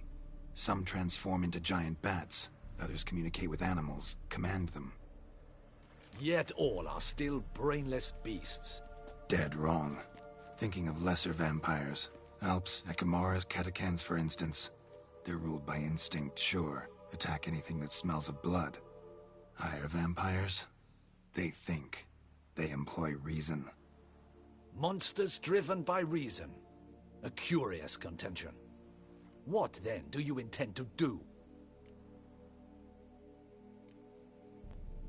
It's way beyond being some monster. This is a powerful being that's walked the world for centuries. Tja, impossible. If so great is their power, why have they not killed or enslaved us all? Don't usually meddle in our matters. Mostly stay out of our way because they don't care about humans one way or the other. And they do not fear we shall wipe them out one day. They'd probably be pretty amused if you asked them that. They're well aware of their strength. Then what can we do? Do you have a plan? Try to talk to him. That's our best bet. I cannot believe this. Her Grace summons a Witcher to kill a monster. Instead, he wishes to chat with it. Know what I'm doing. His lover was kidnapped. He's being blackmailed. Blackmailed? Be so kind as to explain how a vampire might be blackmailed. Higher vampires? They're like us, motivated by emotions, not instinct. Not only are they intelligent to an extreme, they're emotionally rich, capable of feeling many things, even love. This one fell in love with a woman, a human, and he'll do anything to keep her from harm. You do not, I trust, suggest we let Milton's killer go free, or wait until it murders again. We must render it harmless as quickly as possible. Which is why that's my aim now, to prevent further attacks. Vampires only half the problem. Blackmailers at fault chiefly. Kidnapped the woman to control the vampire. And what do you propose to do? I'll find the blackmailer, free the vampire's lover. You were to destroy him, not help him. No one else should die. That's most important. Soon as the woman's safe, he'll have no more reason to kill. I admit to being swayed, Witcher. You may be right. Do you know anything about the blackmailer? Got one lead. A few scraps of paper. Blackmailer wrote the names of the vampire's victims on them. One of them stained. A drop of wine, looks like. So damn little to go on. You've no idea how wrong you are, my dear. Send for the ducal sommelier. Hop, hop! In Tucson, wine is sacred. Here there is no such thing as a drop of wine, or stains therefrom. They are stains from a drop of Est, Ervelus, Fiorano. Your Grace wished to see me? Witcher, show him the paper scrap. Benoit, can you determine which wine made this stain?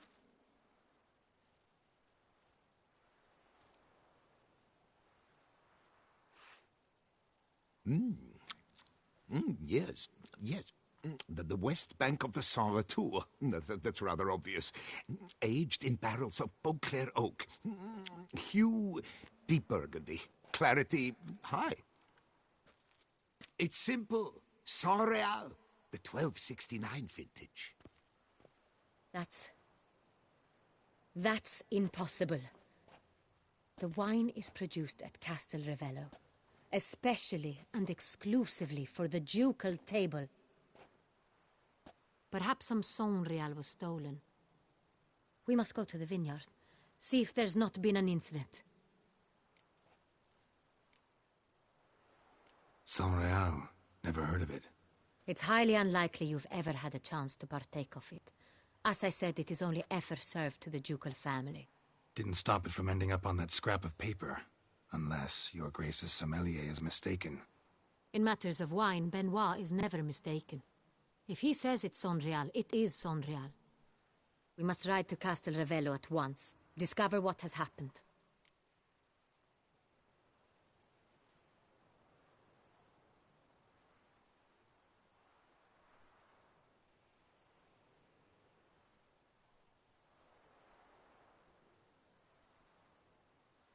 Wait.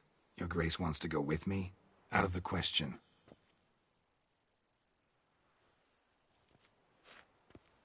I hope you do not suppose we will sit on our ducal hiney and do nothing while our duchy is in grave danger. Your Grace, what you propose is far too dangerous. The Witcher should go alone. It pleases me to see you gentlemen finally agree on something. But I've made my decision. We shall go, accompanied by the best possible escorts. You, Captain, and Geralt. We will travel incognito. We've no wish to give the court any reason to gossip. For the duration of this mission, I release you from your obligation to adhere to court protocol. In short, from now on, I am Anna Henrietta, not your Grace. Yes, Your Grace. Witcher, are you ready? Yeah, ready to go. Excellent. Give me a moment. I must don something more appropriate and concealing. Then we will be off.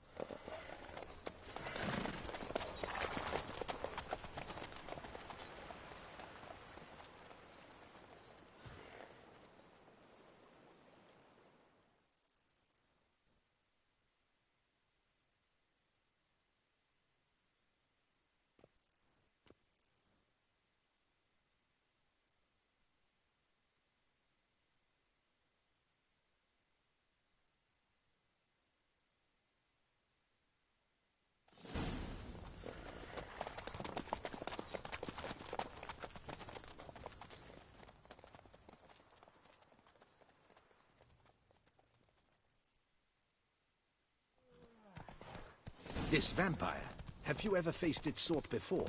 I have. How did it end? Did you kill it? Didn't have to fight him. Hadn't killed anyone. Have you ever heard of anyone defeating such a vampire? Know of a man who defeated one, sure. But he didn't manage to kill it. Ultimately, only another vampire can kill a vampire.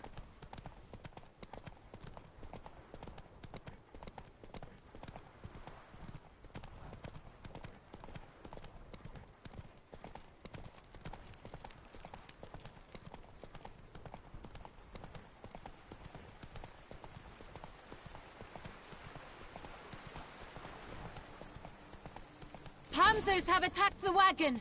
We must help! Stay back, Your Grace! We shall see to this! Help! Save us! You crossed the wrong man! Back, you beast! Be gone! Help! Save us! Back, you beast! Be gone!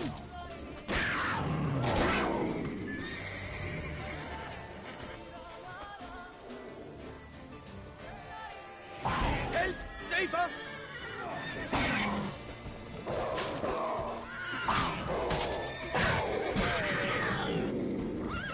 Back, you beast! Done. Time to move on. If not for you, we'd have been done for. They were fortunate Thank you. we happened by. You saved our lives. Hooray! Tell me more about this vineyard. Castel Ravello. It's the best in all Toussaint. An old master of the winemaking trade runs it. Fabrizio. He trustworthy? He's held his post for years. There's never been a problem. Till now. I wish to know your thoughts, Geralt. The Sonreal stain, how did it wind up on the paper? Is someone from the vineyard blackmailing the vampire, though? Could be a servant. Could be the steward. Could be the wine was just stolen from the estate. We shall know when we arrive. It's not far now.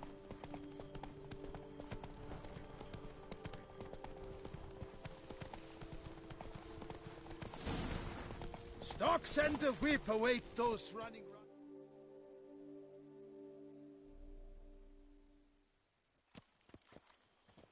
Captain de la Tour, we did not expect any visitors from the palace. How are affairs at court? Doubtless you've heard of the Beast of Beauclair. Well, we've our hands full. Especially since the rogue last attacked in the palace gardens. I trust Her Illustrious Highness was not harmed? Kind of you to ask, Master Fabrizio. I am well. Your Grace? We were not warned. I shall order the salon prepared at once. And see, we are not here on an official visit. Naturally. Might I ask then what has brought you to Castel Ravello?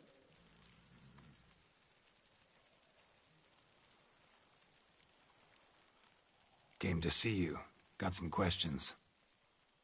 In this land, it is seen as polite to introduce oneself before asking any questions. This is Geralt of Rivia, a witcher. He has come to Toussaint on my personal invitation. Which is to say... Which is to say, I expect you to treat him with the utmost respect. Of course, Your Grace. Did you hear that, Witcher? Fabrizio will be delighted to answer your every question. Want to talk about Sonreal? I am at your service.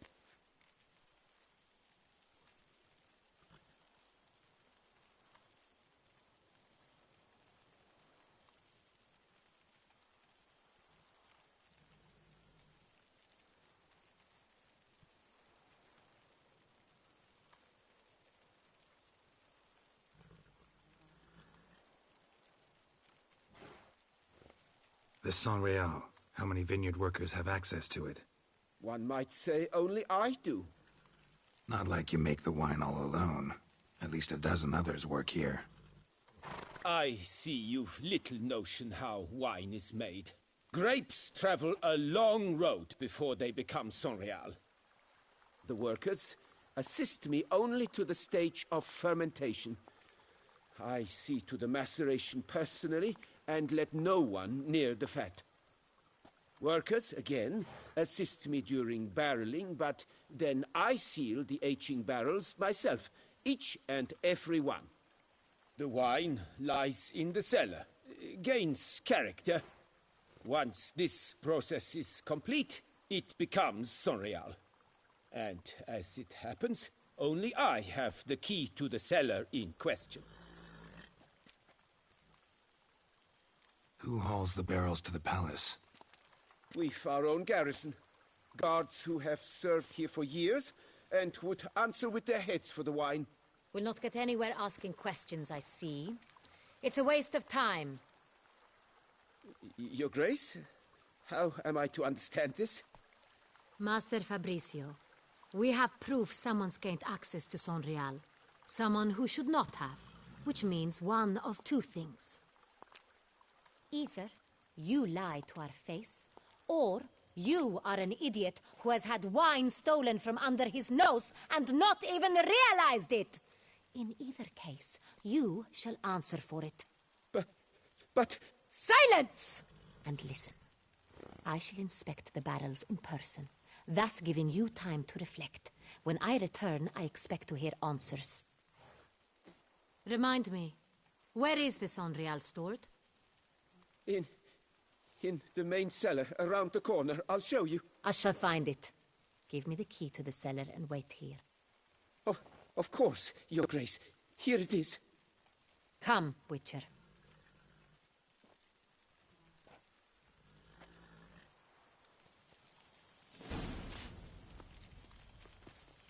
We shall wait here, Master Fabricio.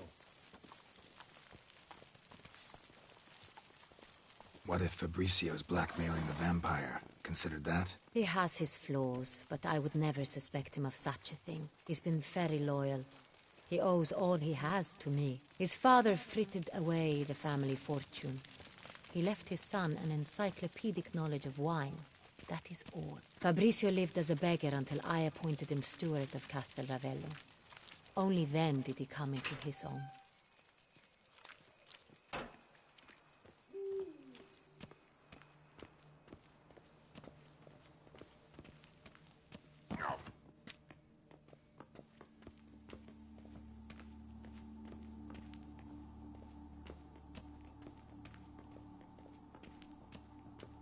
So where do we start? Let us see if all the barrels are present.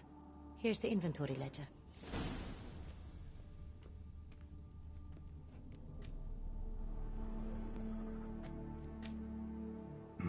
Vintner's log. Fermentation completed with no complications. Tapped above sediment line.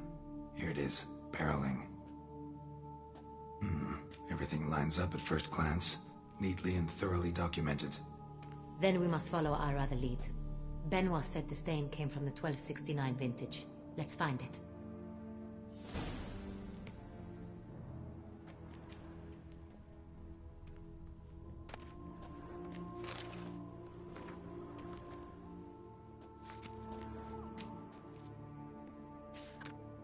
Ervelous. I like it. Quite dry. An excellent wine. You've good taste.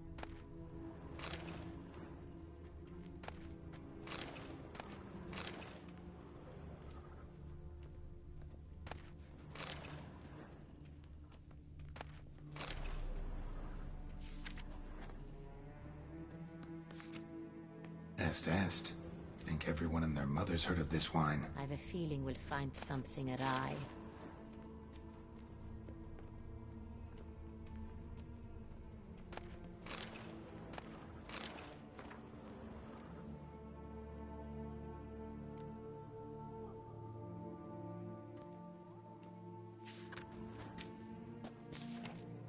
Fiorano.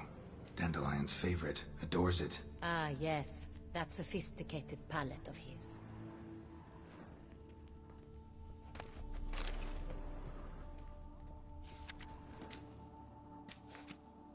Got Pomino over here.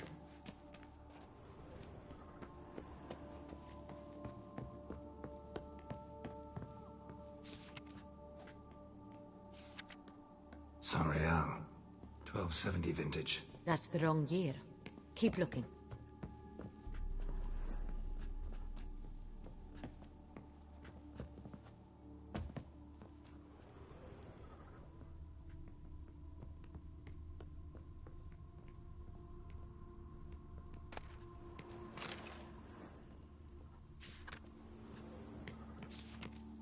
San Real. Barrels are dated 1268. Close, but not quite the right year. Right here. 1269. What now? Let's see if any barrels are empty. Wanna open them? For now, a knock will suffice. If you hear a hollow thud, we will have found what we seek.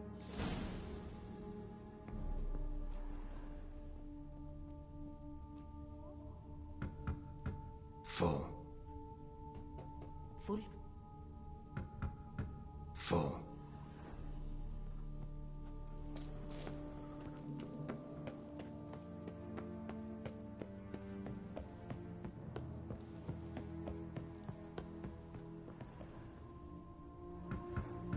This one's full too.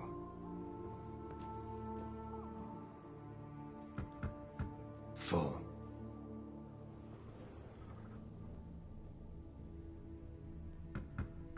This one's full too. Looks like all the barrels are full. Dead end, I'm afraid. Full they are. The question is, are they full of San Real? Grab a tap and a hammer. We shall open them one by one and taste. Ready. We can start.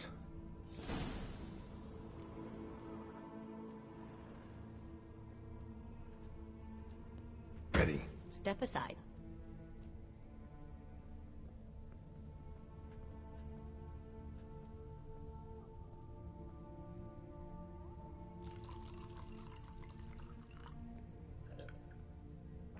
So? Those hints of spice.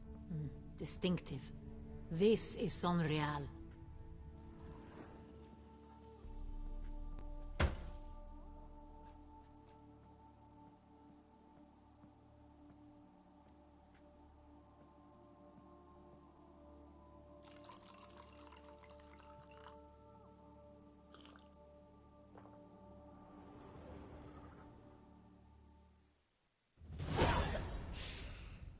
Revolting, bitter plonk. Could have gone sour while aging. Impossible. This is not wine. This is contaminated refuse that should never have made it into a barrel. The fact that it did was no accident, I'm sure. Master Fabricio. Let's see what he has to say about it.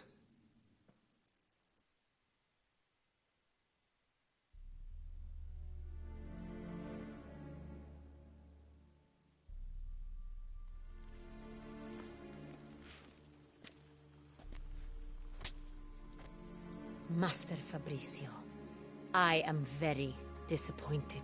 But, Your Grace, You are a step away from losing your head. Speak the truth and you might yet keep it.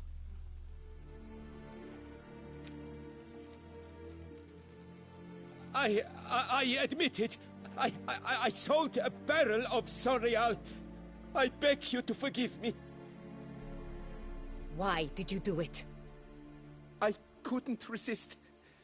The sum they offered, it was enormous. I gave in. Is what I provide not enough? I wished to buy back my family's estate. For here, nothing is truly mine. I've a roof over my head, ample food to eat, but what is a nobleman without land of his own?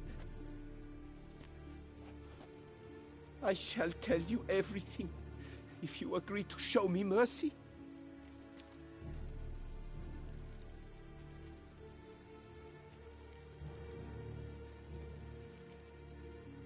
Who'd you sell the wine to?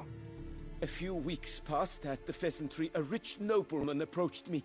He called himself a diplomat, well connected at court. He suggested we embark on an enterprise.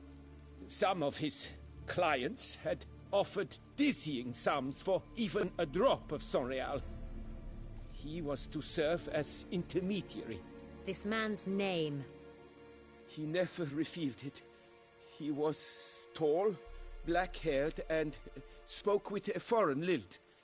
He claimed to hail from Sintra. I've no Sintrian aristocrat at court. Really thought nobody'd find out. I was a fool, very foolish. I beg you, Your Grace, you must forgive me.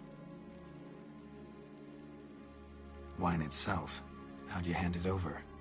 We met under the cover of darkness in the ruins of Fort Astre. A dozen or so men came to collect. Armed men, the kind that stink of trouble. I had hauled the barrel there. They transferred it to their cart, and we went our separate ways. That's it? That the last you ever saw of them? That is to say, a few days passed. A messenger arrived. He said they wished to buy another barrel and, well, I've prepared it, have it ready to deliver.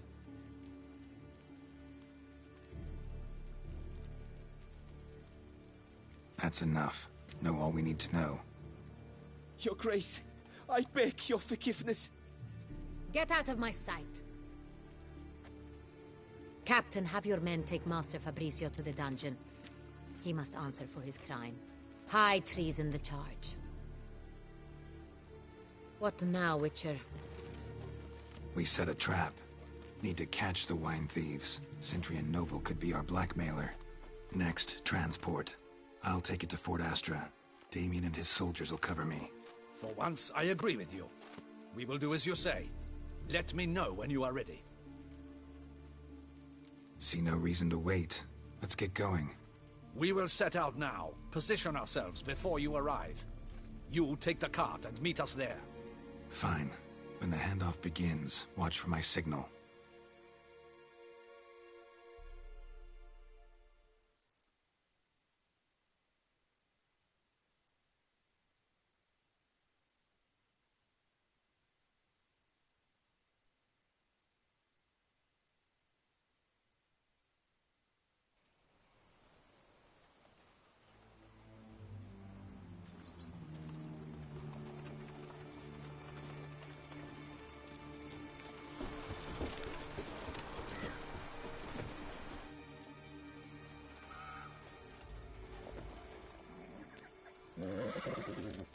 Relax. Now we wait.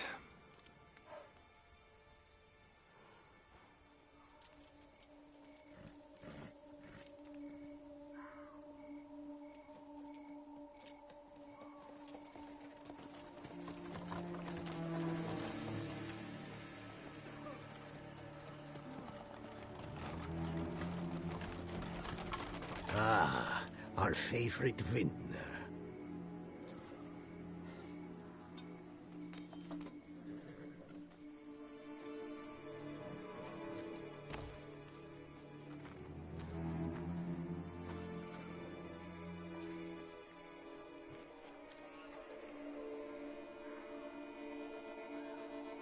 It's not him.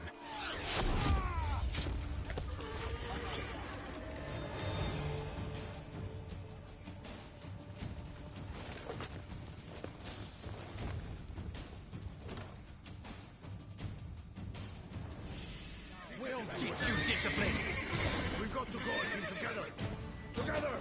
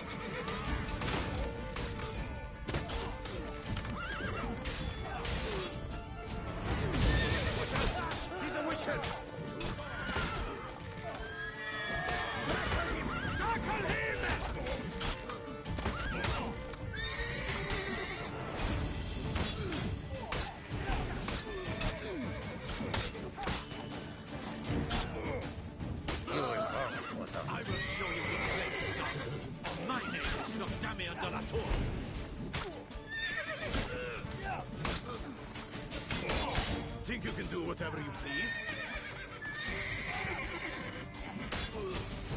Witchcraft! Spells! Cut off his escape!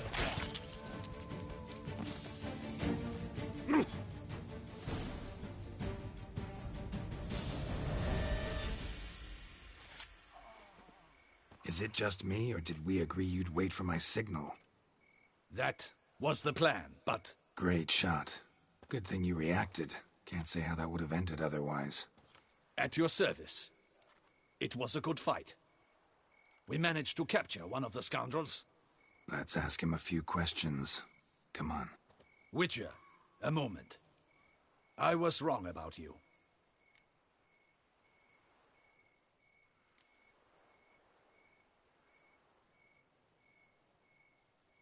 Don't need to like each other. Just gotta do our jobs. If that's how you wish to treat it. At any rate, I see the effort you put forth. And I appreciate it. Let us go to her grace. She awaits nearby. Not at all surprised. Expected she'd want to oversee this personally. The master's eye fattens the calf. You're beginning to understand that, I see. This prisoner of yours, Bring him to me. We must ask him some questions.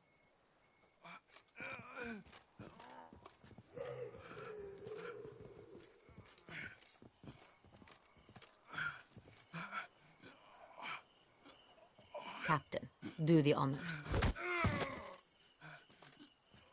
Who sent you? His name is Dog. They say he plowed your mother.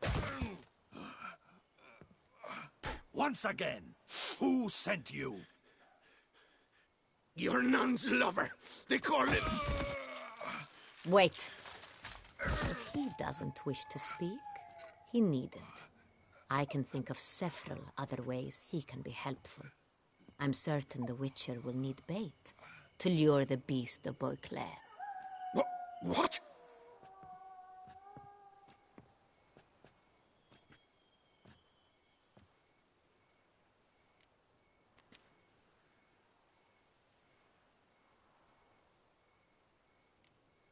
Sure can. Fresh out. In that case, he's all yours. Captain, have your men find me a strong rope. Kind that won't snap when we hang this fellow from a tree. Rope? Live bait. Great for monsters, provided they catch the scent of its blood. But I'll see to that. What? No. Crikey, no! Don't let him! Stop screaming. Save your strength. Got a long night ahead of you. No! Don't let him! I'll talk!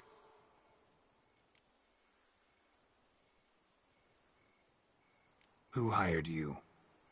He'll kill me! Ought to be worried about me right now. Who is he? Go on, man. Spit it out. The Centurion. That is what they call him. I've never seen him, but I know he mustered the men for this caper. That's what they said, that we were working for the Centurion. I don't know anything else. I swear it.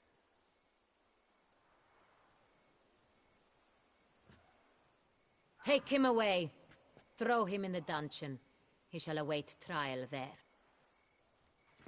Captain, we ride to town. Gather your men and seek out the Centurion. Someone else must have seen him, must know of him. Yes, Your Grace. I'll report to the palace as soon as I learn anything. I shan't return to the palace. Our mission has not yet ended. The Witcher and I will await you at the guard post near the port. Let's go to town.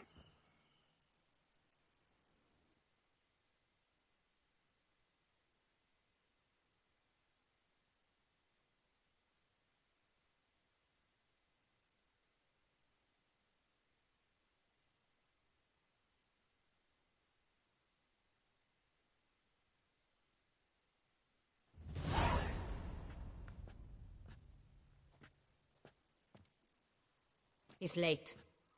Relax, he'll come. There's something I'd like to know. How can you be so damned calm? Side effect of my mutations. We Witchers rarely get the jitters. What if something has happened to him? Captain seems like a man who can take care of himself. Perhaps he can, but this Centurion appears to be no common bandit. He managed to steal ducal wine from under my guardsman's noses.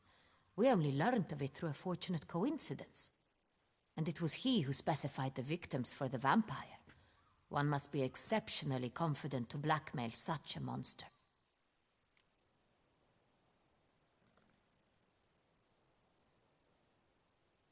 Still don't know this Centurion's behind the kidnapping and blackmail. Might have just handled the theft of the wine. Even if it's so, he then sold the wine to the blackmailers. As I see it, that makes him an accomplice. Need to find the Centurion, whether or not he's responsible for the murders. Even if none of it's his doing, he could still know our blackmailer's identity. Besides, it's one thing to know who ordered the killings. Other thing entirely, and just as important, is why they... Someone's coming.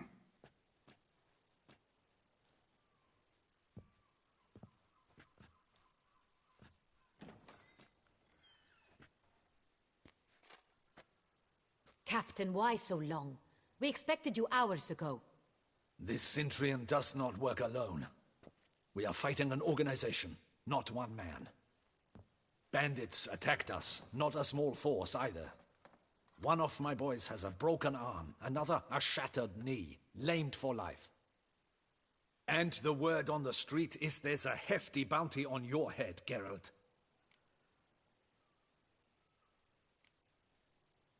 Don't care. Down to business. You learn anything? I will start at the beginning. The port warehouse where the wine was delivered. We identified it, then learned who had hired it out.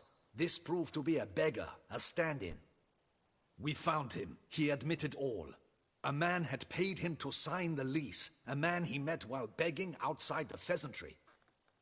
There, fate lent us a hand. A waitress recalled spilling wine on a nobleman who spoke with a Cintrian accent. What did he look like? Her description was not helpful. Handsome, well-dressed, with a beard. No distinguishing marks. This could be anyone. But she remembered his female companion very well, as she recognized her. On the Cintrian's arm was Cecilia Bellant. The singer? I've heard of her. She's said to be gifted, fairy. The same. We went to her home immediately. Cecilia was not there, but we questioned her servants. A chambermaid claimed Cecilia is to meet a Cintrian gentleman tonight. She'd invited him to a reception mounted by the Mandragora.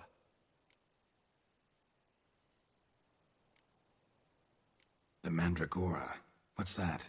A club, an affiliation of local artists. Painters, sculptors, troubadours and dancers. Never heard of it. They exude a mystique, consciously, I think. Behaving like an exclusive cabal. Artistic elites. Every now and again they mount soirees. Only wealthy patrons are invited. All arrive in elaborate masks, then drink and flirt. Gotta nab the Cintrian. Seems we have to go to that get-together. You read my mind, Witcher. I shall gather my men, surround the establishment. Not a mouse will squeeze through. Out of the question. If the Cintrian truly does have men about the city, he will find out and escape once again. Duchess is right. Need to be careful. Best go there, blend in with the crowd. Precisely what we shall do. We, Your Grace. Geralt and I. In that sort of company, the Witcher could use my help. Where's the event gonna be held? The Mandragora always assembles at the same place, a residence in Oatville. It's a very distinguished district.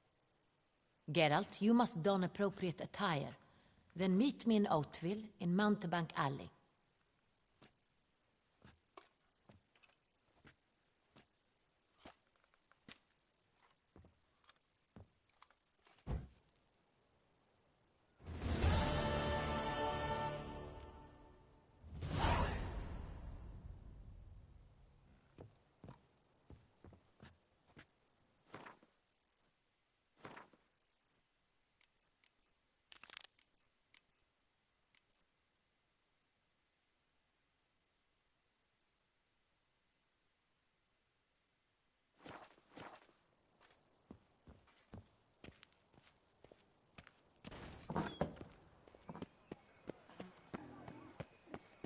Better to die of drink than of boredom.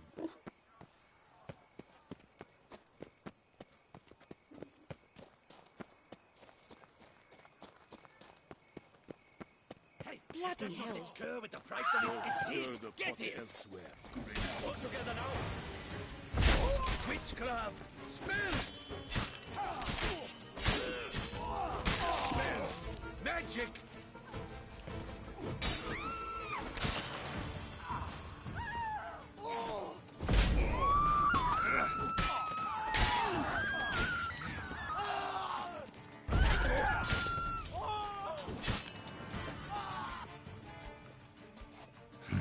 Didn't look like locals. Damien's right. I'm a hunted man. Best cure for the beast. A witcher.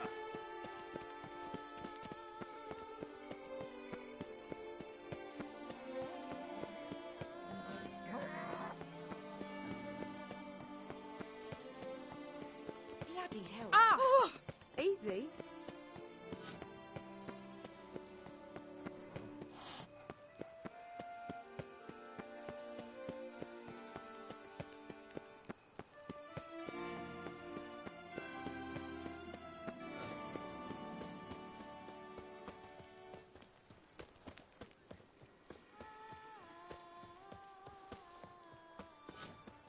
Shaylee got shone in its eyes, your glow. Sent marking times. Nothing to see here. Move along.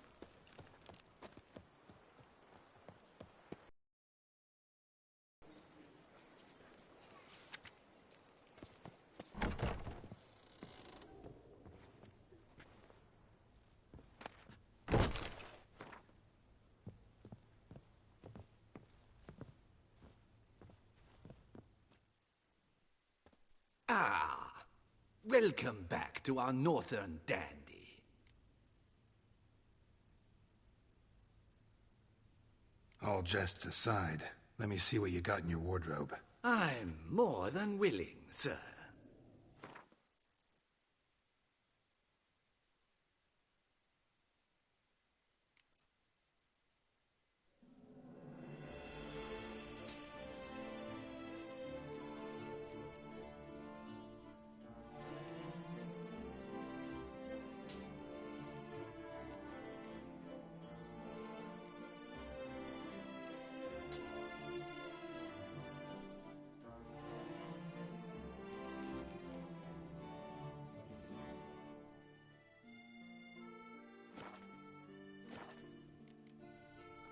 Thanks. I think that's all I need for now. Ever your servant, sir.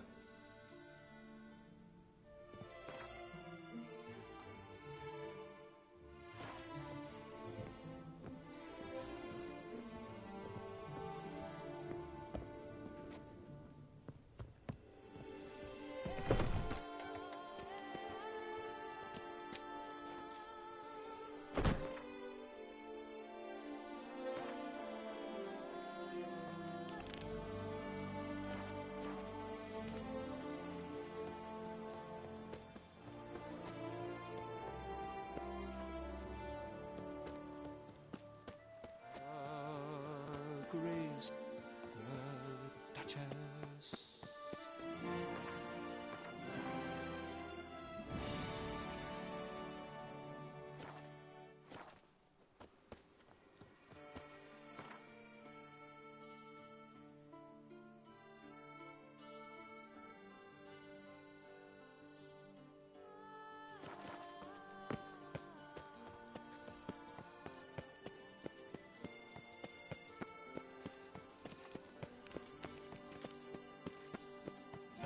Reginald Aubrey has returned, not to be missed. Buy your tickets now.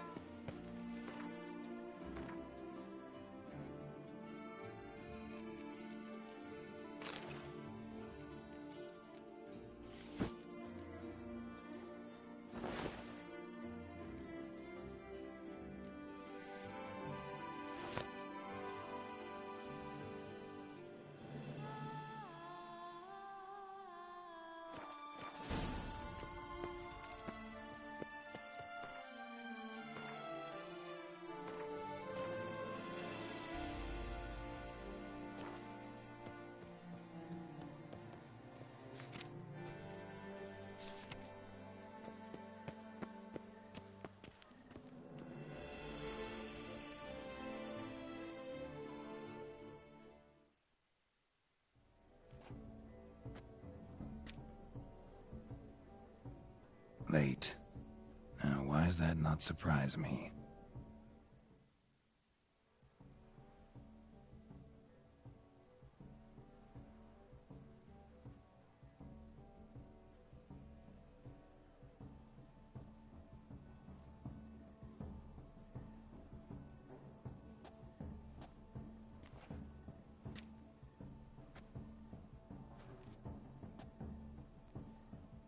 Well, well. I did not expect you to have such a sense of style.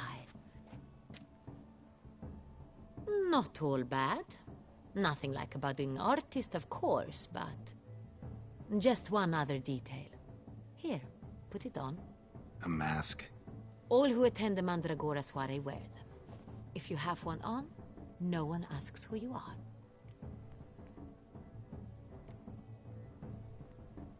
Any idea why they wear masks?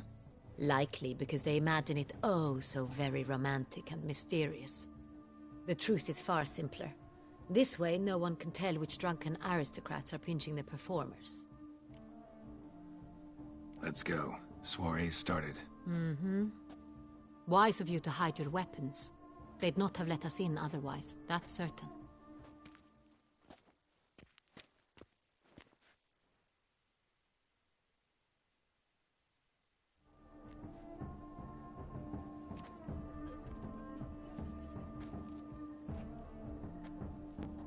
How do we find the Cintrian? Have you a plan? Key is not to spook him. Need to ask after his partner, Cecilia, first. Less likely to raise suspicions. Soon as we find her, we find him. Especially since he might be expecting us. What do you mean? Ran into some of his thugs in town. Knew who I was. Had it in for me. Right. Right you are. We must proceed with caution. Come, it's our turn. Madame, Monsieur, an extraordinary pleasure to welcome you to the Mandragora's soiree.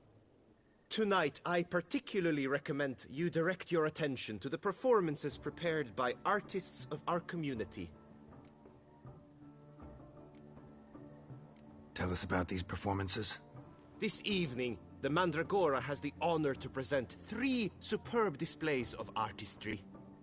The first was a concert by Cecilia Belont, a singer whose voice, were it stone, would surely be a diamond. Sadly, Mademoiselle Cecilia has sung. Shame. We would have loved to hear her. Luckily, you are in time to see the great Calesti, a master of visual illusions, come to us from far off Afir. Visual illusions. Interesting. And the third artist? The third and fourth, for they are a duo, are the Tuven brothers, presenting their newest pantomime. We were really hoping to meet Cecilia Belont. You are admirers, I surmise. I'm certain you will have ample opportunity to converse with her. It cannot be easy to identify anyone in this crowd. Perhaps you could help us find her. I don't know where she is now, but I can give you a clue. Let's hear it. Seek the Kaviri orchid. Meaning? Cecilia wears one in her hair. You shall recognize her easily by the orchid. Well, well. Dandelion's always complaining about artists being poor as temple mice. The residence belongs to none of them. They are guests here. Oriana, she owns this. Woman in the black dress. There, on the balcony. Got her. Doesn't wear a mask? It would be pointless. All would know her anyway. Kaviri Orchid. Let's look for it. If we find Cecilia, we'll find the Cintrian.